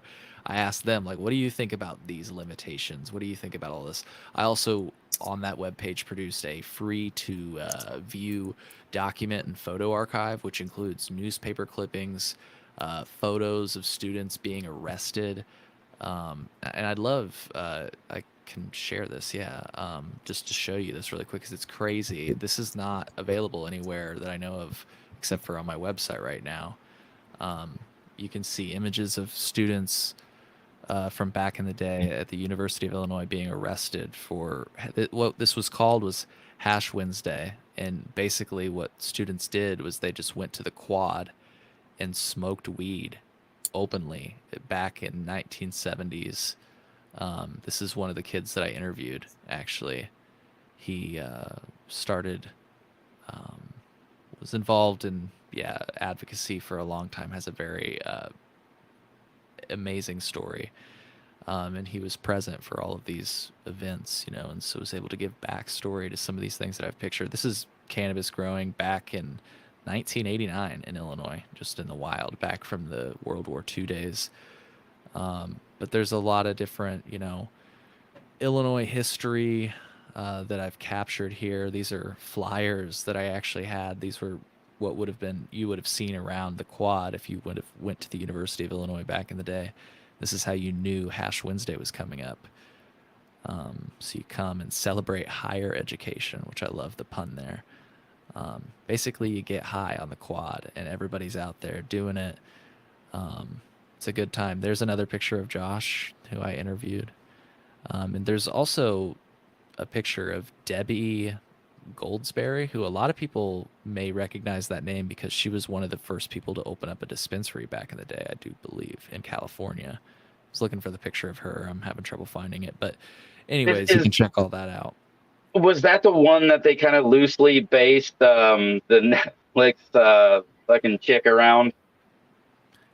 I'm yeah, not damn it. sure.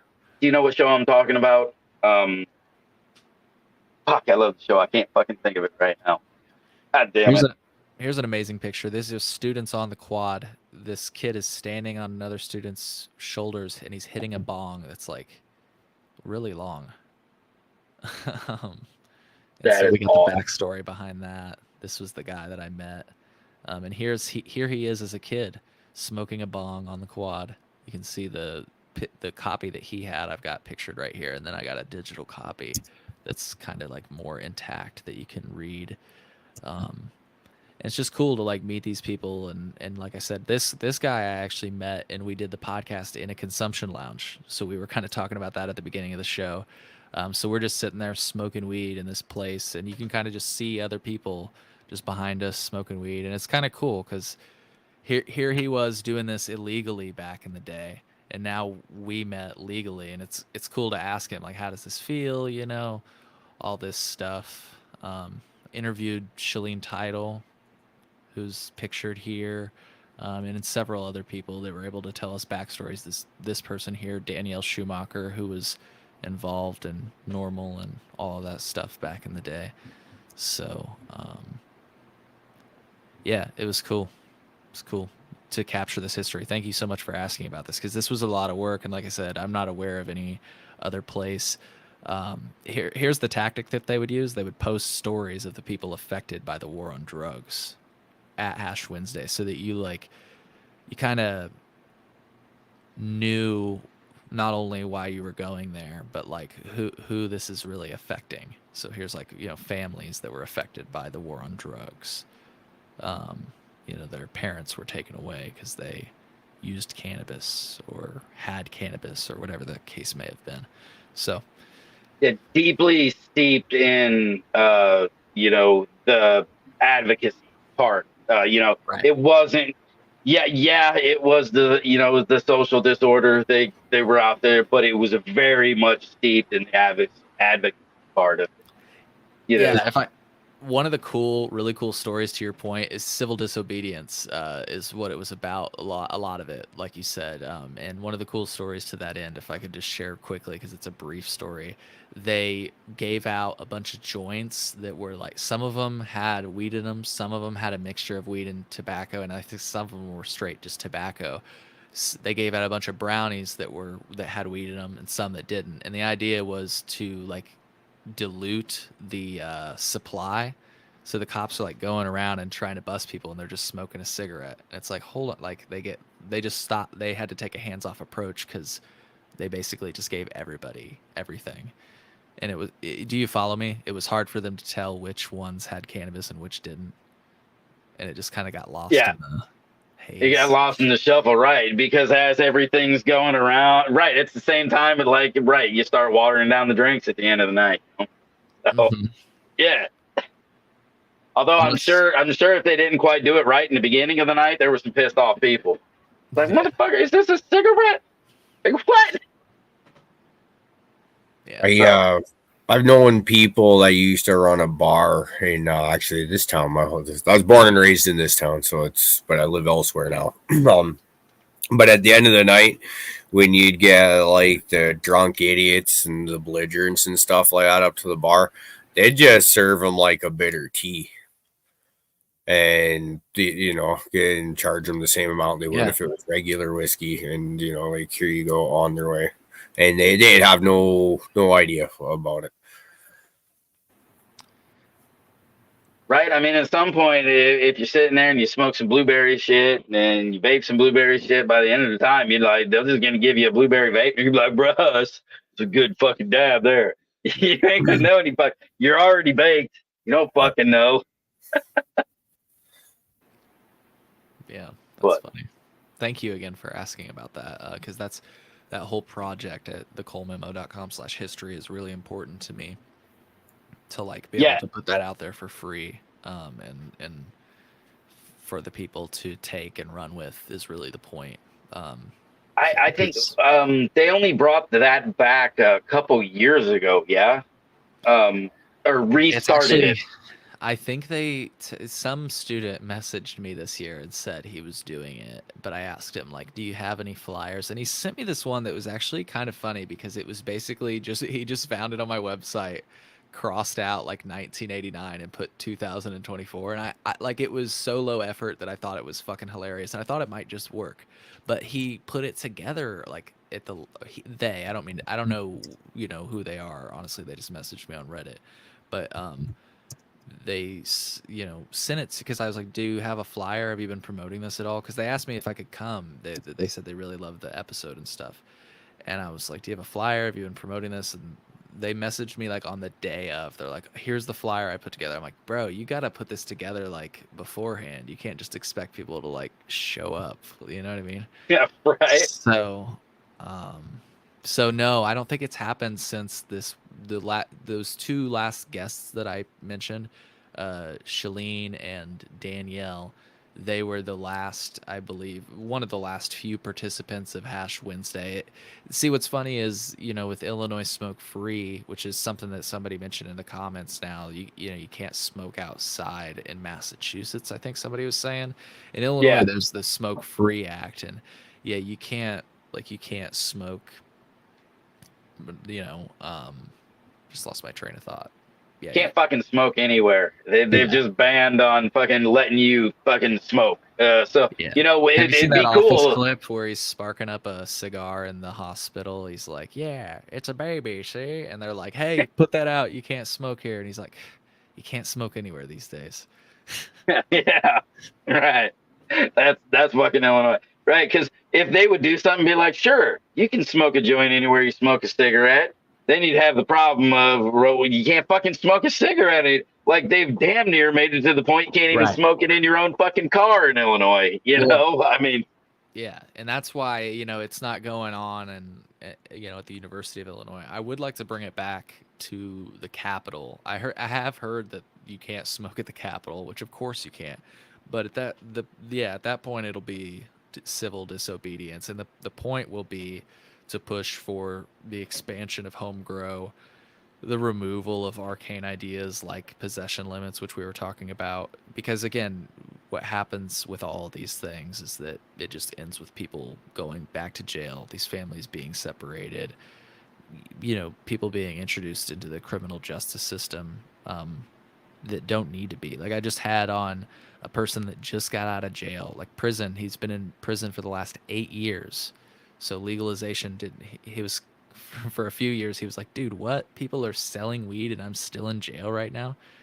You can view that interview at thecolememo.com/isitlegal. I had his mom on while he was still in prison. We were like trying to arrange a prison phone call, but that's a lot harder than it sounds, especially when you're trying to do a podcast, but anyways, no, I digress. If you want to hear that you gave me story. a little inspiration. We always give autos a little bit of a little bit of shit, but you know what? Maybe there is a place for them. Instead of, or not instead of, but in addition to. I mean, how easy is it to grow a small pot of plant, a small pot plant this fucking big? Bring Right. motherfucker with you. Set Where that was shit it on the that, fucking lawn and bring it with you, man. Let yeah, them where was it? understand. Somebody just Sorry. did that somewhere. No, I apologize. It was New Jersey. Weed activists, this was reported by Benzinga on May 13th. Weed activists plant cannabis seedlings at New Jersey State House to protest cultivation ban. Like, we need to do that on Hash Wednesday Yeah.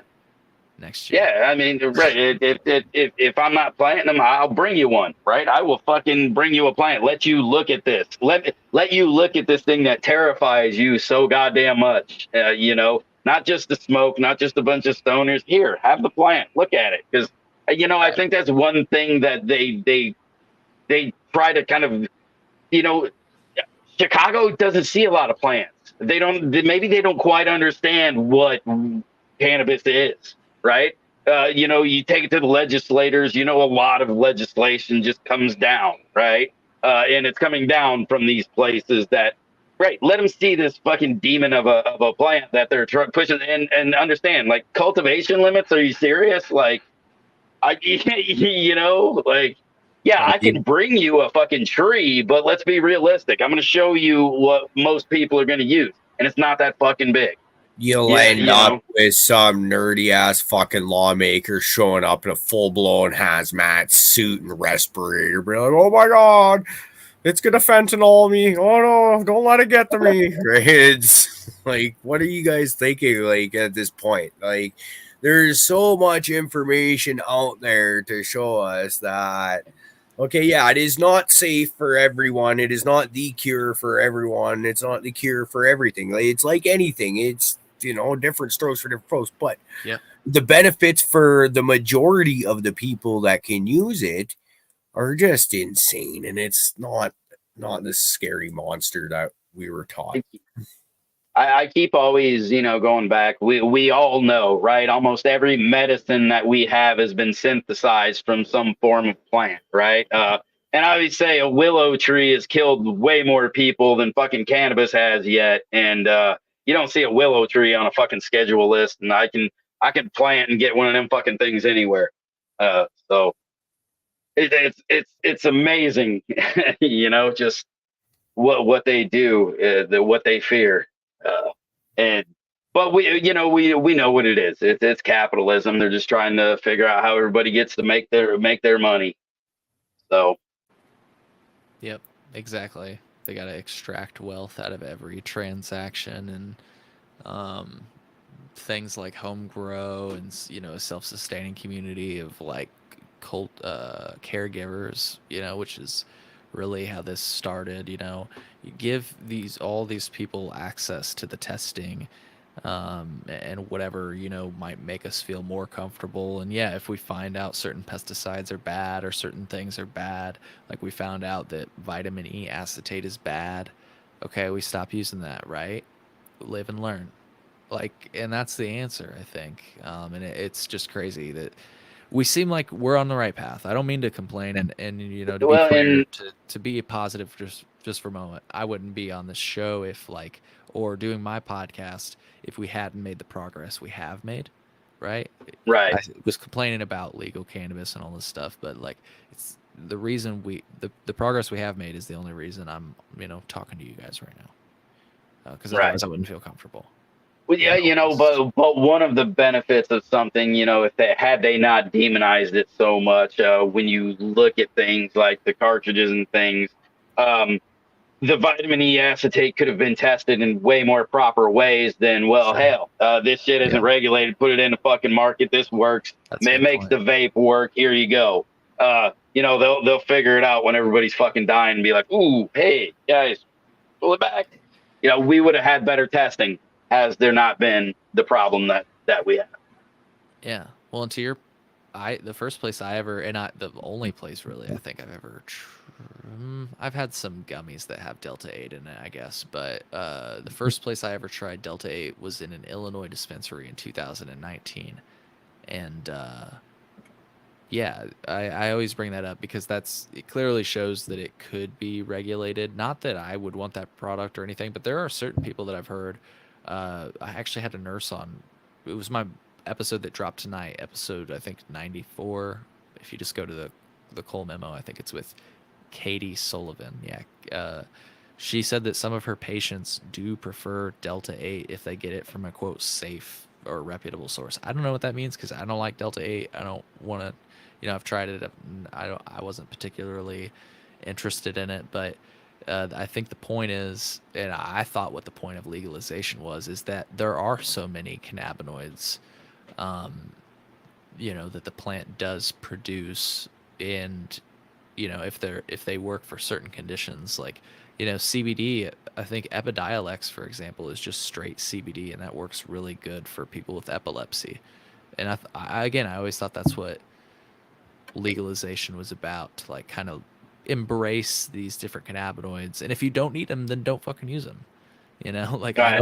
I don't want Delta 8. I don't use it, but And, I absolutely agree with one of the commenters. It seems like the farm bill or something is going to change, maybe, and state by state they're trying to change the way hemp works, unfortunately. And again, I think there are bad actors, but for the most part, I feel like it was a pretty good step in the right direction in terms of descheduling cannabis.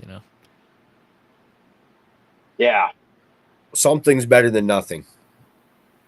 Yeah, because back to Well- your point, if real quick, just some home growers that I spoke to, the way that they were doing things was getting their hemp license and vegging out, because you remember we said there's a 5 plant limit. Well, they would veg out like 25, 30 plants because those are hemp, right? But then they would only send 5 into flower, and I thought that was really cool because they're like playing by all the rules. But anyways, that's just another cool example of.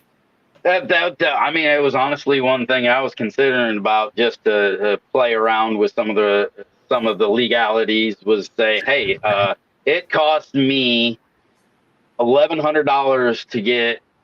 I think it was $1,100 to get all of the licensing to grow and process fucking hemp on my property. And then what I could do is just get everything tested. And, oh shit, that one failed. Right. But to realize that, right, then I have to actually throw that crop away, and they or whatever testing. But with the THCA, right, you have a lot of like loophole to play with. So I was like, I wanted to kind of do some outside cultivation to be able to maybe put something, together. And I was like, I could literally do it all through getting my hemp license. Yeah. And not have to spend the what is it like now almost like $250,000 to actually start up like a craft grow, and Right. then that's the craft grow fucking license. Like there's no fucking craft grower has $250,000 to fucking start his shit up. Yeah, no, and they don't. Or actually, if you go to my website and search up craft growers, you'll find that I've written about that issue, and I interviewed a bunch of craft growers about the topic. And there's only like 11 after 4 years now that we've had legalization, and a lot of them, most of them, aren't even growing their own weed yet. They're like processing weed that they've bought from other already established licensees. So some of them are growing their own weed, and more I think are each day. But as of now, not a lot of them are. And I just want to say, one of the comments says that it might be illegal to sell seeds in the future. Yeah, I've heard that they may try to target this. There's a specific organization that even our regulators in the state of Illinois are a part of. It's called CANRA, CANNRA, I believe, like Cannabis Regulators Association or something like that. And they don't want it so that, sorry, they don't want people to be able to buy seeds, and that's fucking ridiculous. Yeah, I wonder how many of the fucking big seed producers we'll see with their name attached to that fucking bill, or silently fucking backing some of those people, because you still got to buy the fucking seeds from somewhere. Yeah. Yeah. Yeah. And They don't I know want some guys making some Monsanto questionable shit. Fucking that seems like that would be right up their alley. So I'll keep that. All right, I'll shut that. But yeah, that's one of those things. Yeah, we gotta stay vigilant because they're gonna continue as long as this is. It gets you to that pharmaceutical mindset, right? Treating illness fucking makes money. Healing illness does not. So this is something that a lot of companies don't make their money anymore, and they need to keep a firm grasp on shit that's happening.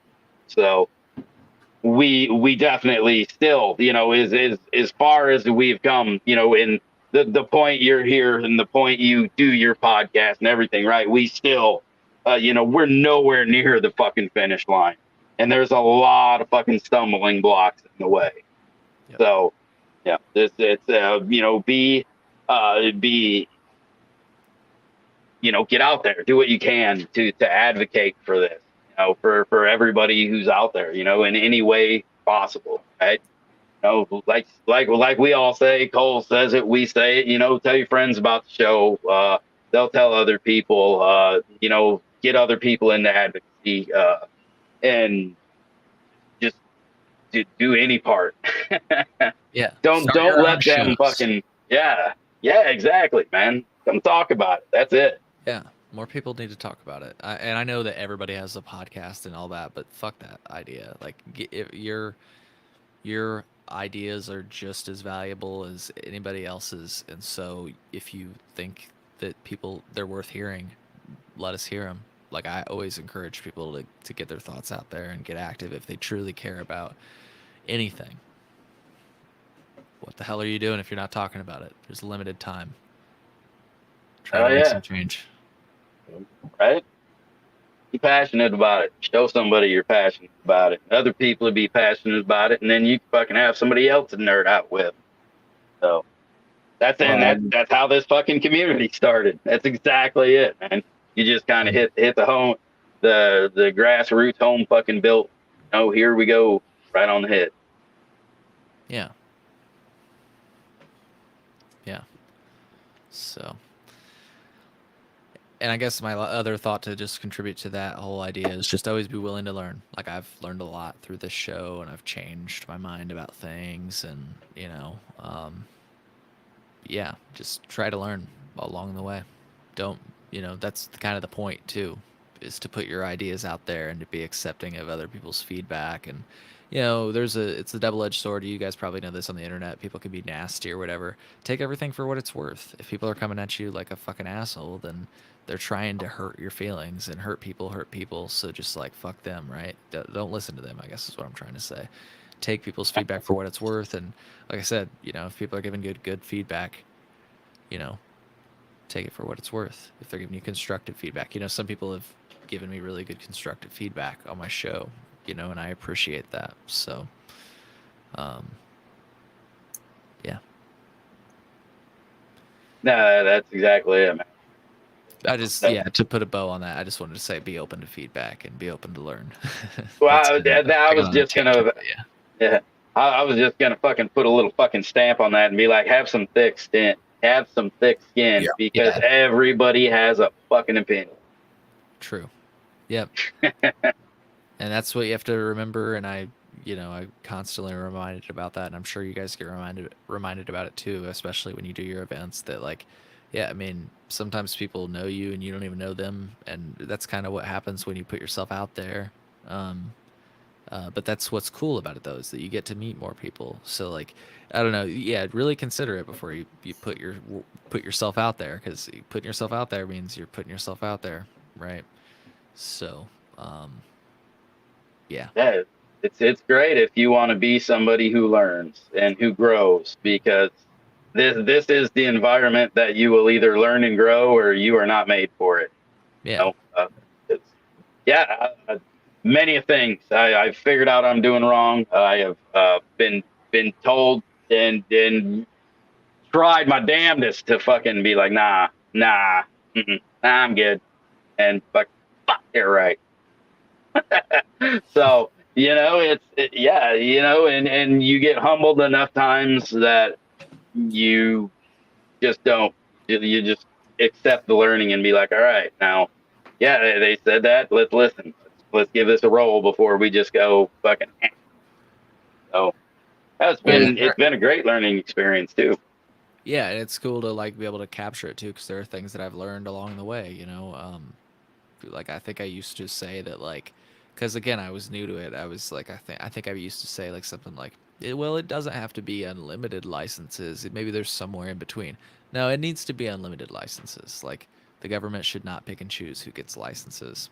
I've learned that. No, businesses fail like businesses fail. Bingo. You know, We accept that 80% of restaurants go out of businesses.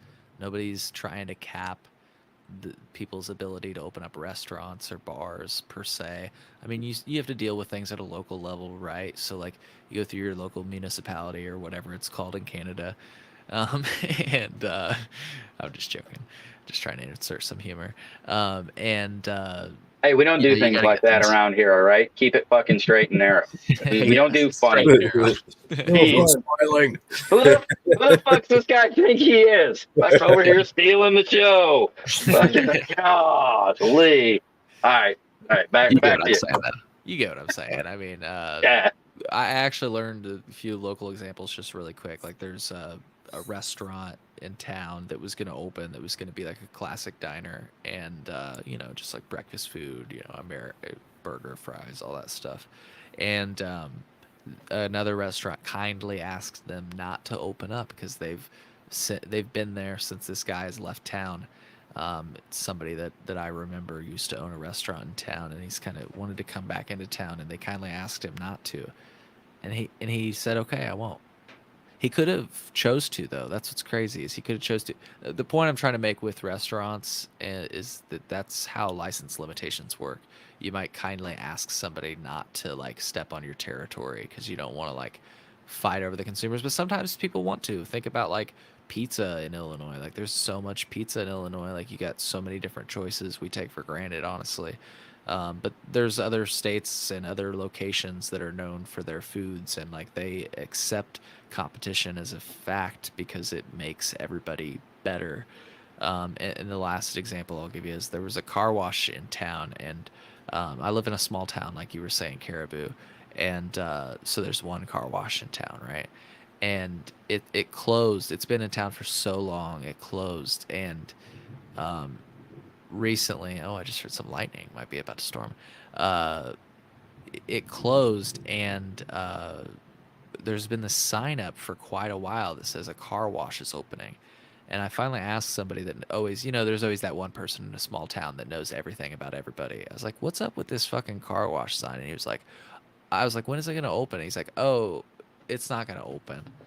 It's they put that there so that nobody else is going to open up a car wash because they will open up a car wash, but they just put that sign up that says coming soon in the hopes that somebody else, but no, it's nobody stopping them. It's the point that I'm trying to make is that these things can work themselves out. The government doesn't have to um regulate the licensing. And as somebody said earlier in the chat, they're like, I'm never going to get a license to grow anything. I totally agree with that concept.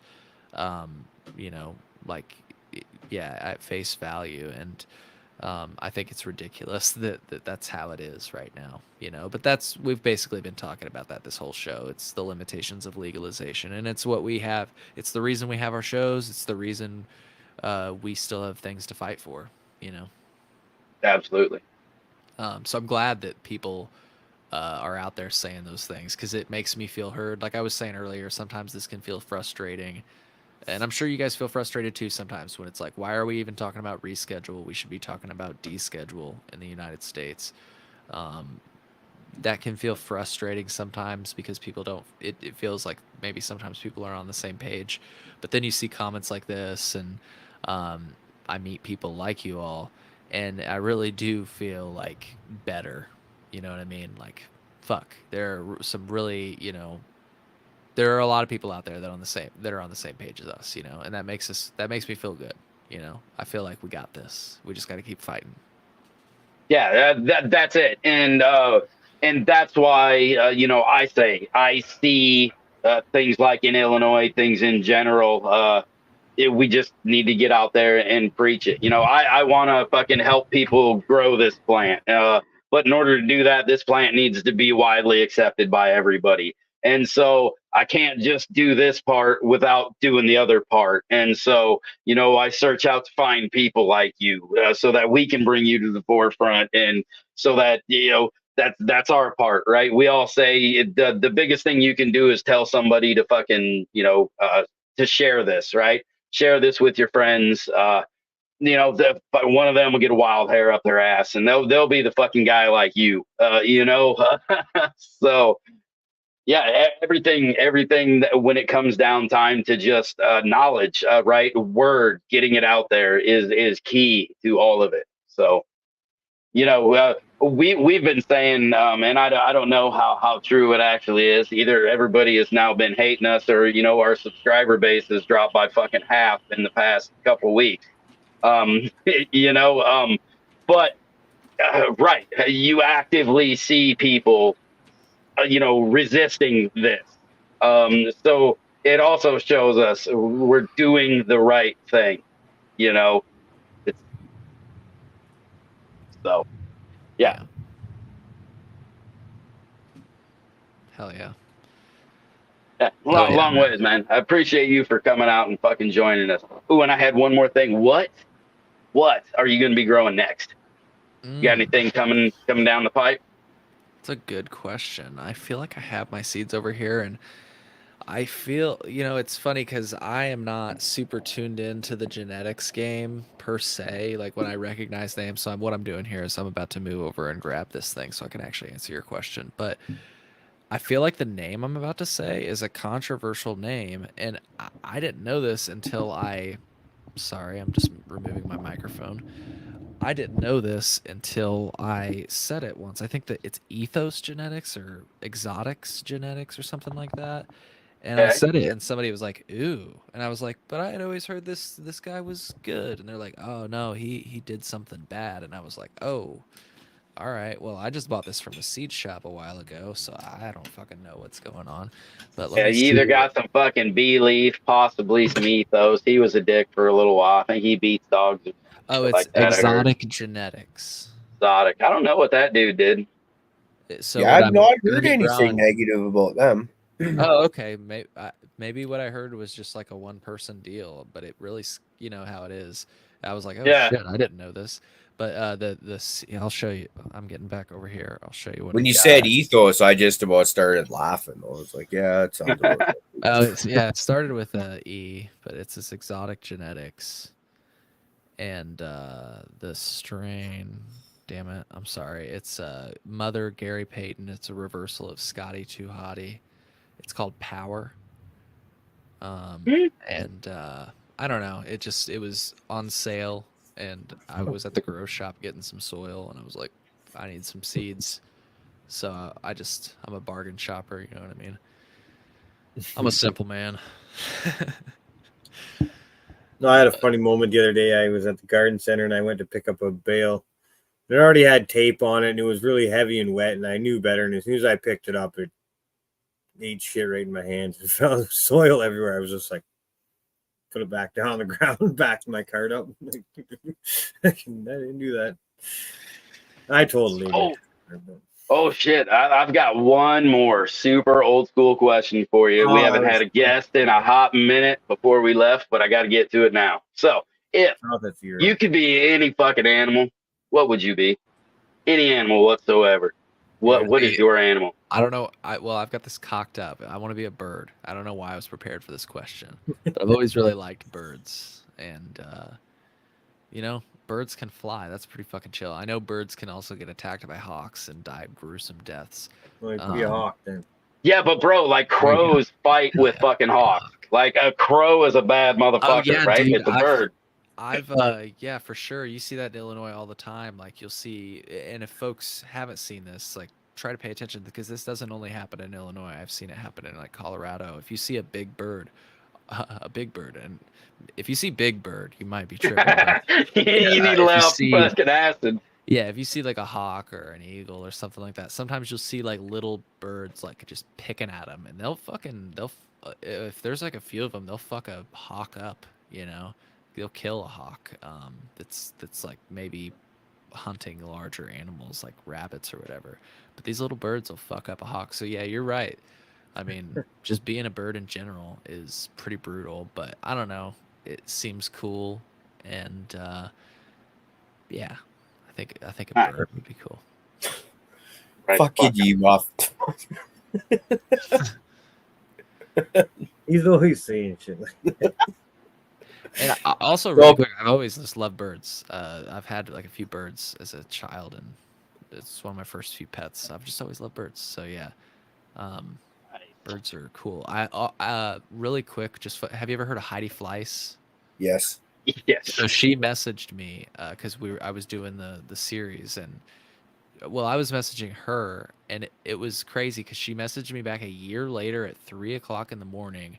She just sent me pictures of her birds, and I was like, "Fuck yeah, I love birds." So I sent her back pictures of me with birds. Because I had just gone to Miami and fed some birds, and as a child, like I said, I had cockatiels and parakeets. I tried to think about that one, and so like I was sending her those pictures. I was hoping I could meet her, but she is a hard person to communicate with. I don't know why. Interesting person though. Never. Yeah, I can imagine. Yeah, but if you check out my series, I think I display the messages we exchanged, Heidi Fleiss and I. So check it out at colememo.com/sex. I feel like that would be a great interview. Oh my God. She did a documentary where she talked about birds and stuff, actually, because she just has like parrots and she just lets them fly free in the desert. It's pretty crazy. I would have loved to go interview her because of not only Heidi Fleiss but the birds. That would have been cool. Right. So, yeah. You know what? It's cool to get a different perspective off of not what everybody thinks. It makes a way cooler fucking interview sometimes.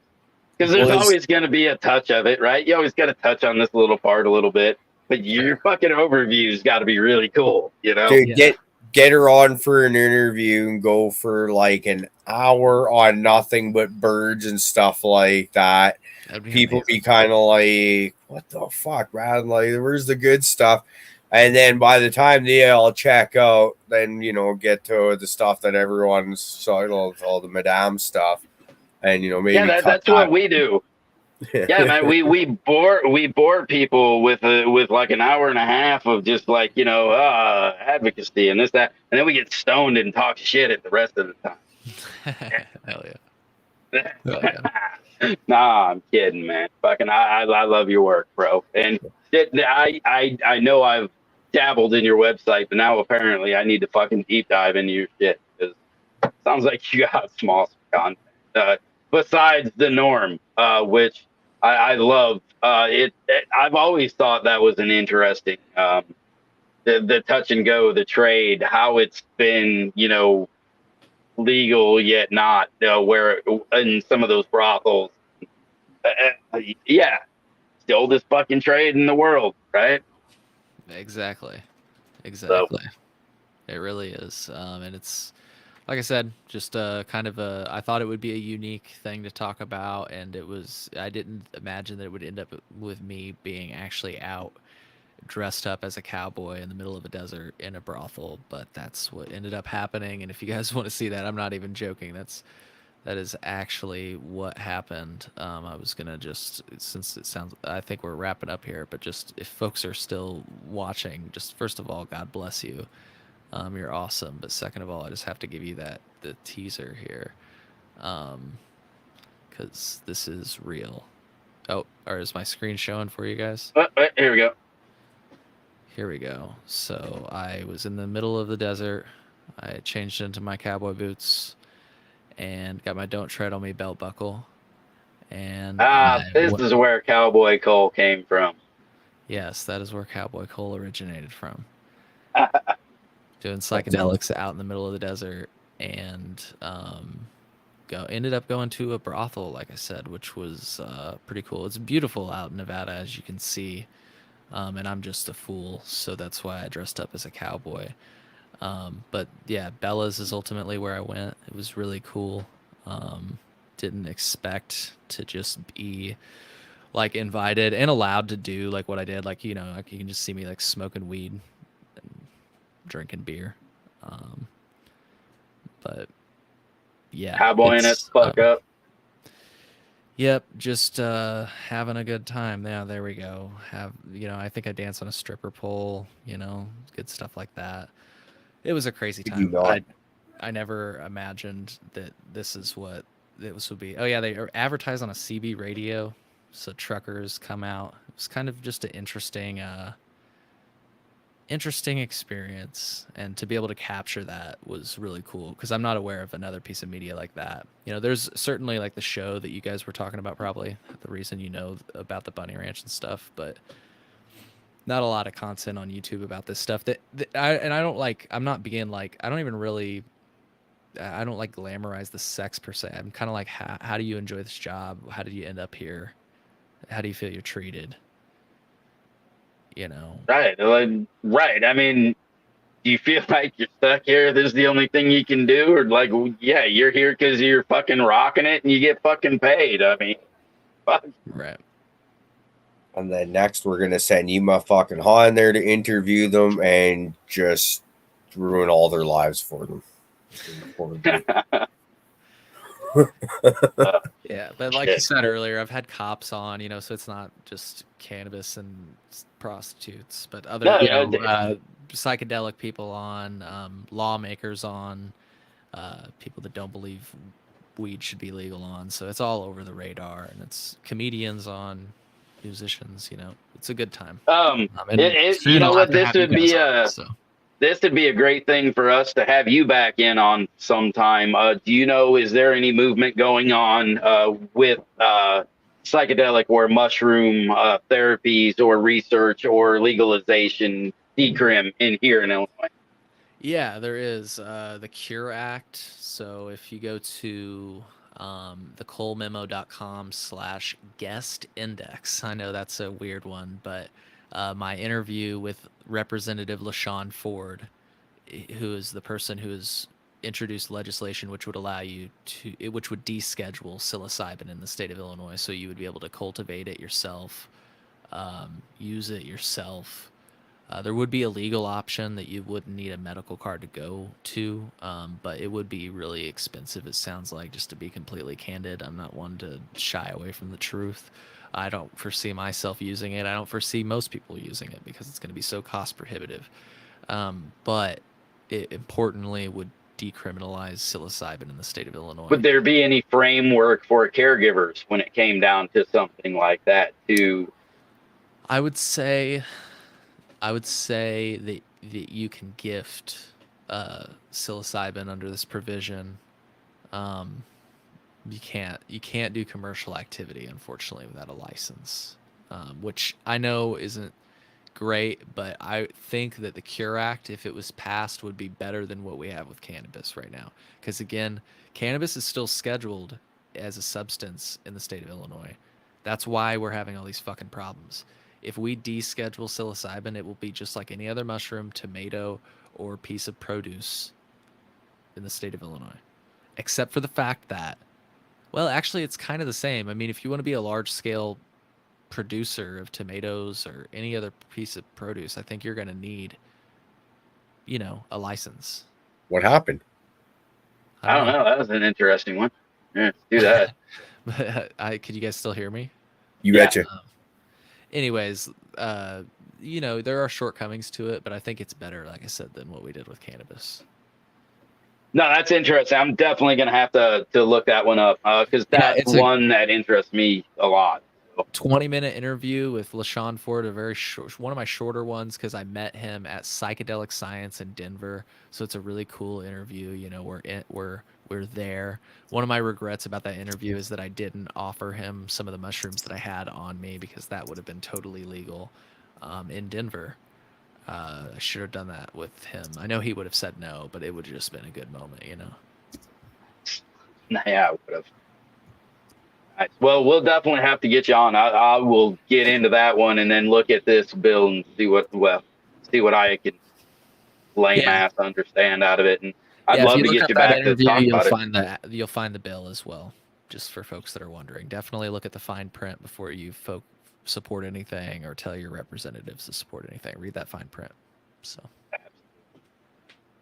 absolutely. Appreciate you. Hey man, thank you so much for coming on. This has been a lot of fun. I definitely want to bring you back in. You got anything else you want to get out of there before we head out? You guys know where to find my work. I've said it so many times. It's displayed right on my chin here, I think. What? Memo.com. Is that what it was? Oh. Yeah. All right. You got it. Hey, no, you do a good job, man. It's something we sorely lack. We could learn a lot. Thanks. I try. I mean, it's not like, again, I think, I just hope that people go there to check it out. I never really know. I don't get a lot of feedback. So if you go check it out, please give me some feedback. Let me know if you like it. That's what I'll say as a parting word. Thank you all for listening, if you're still listening. And if you check me out, please give me feedback and share it with your friends. And share this show with your friends. This is fucking awesome. Thank you guys for the opportunity. When you're over on YouTube, checking out the Cole Memo, make sure you smash that like button and subscribe for him for your boost the subscribers up there a bit, man. Cole, once again, man, this has been great fun. We definitely want to bring you back for a part 2. Hopefully sooner than later. Love to have you guys on my show as well. Yeah, please. Sounds like a good time. For sure. All right, live chat. Y'all know what time it is. We're going to bless your souls with some rock and roll. Thanks for hanging out with us tonight. We will be back with you Thursday. Later.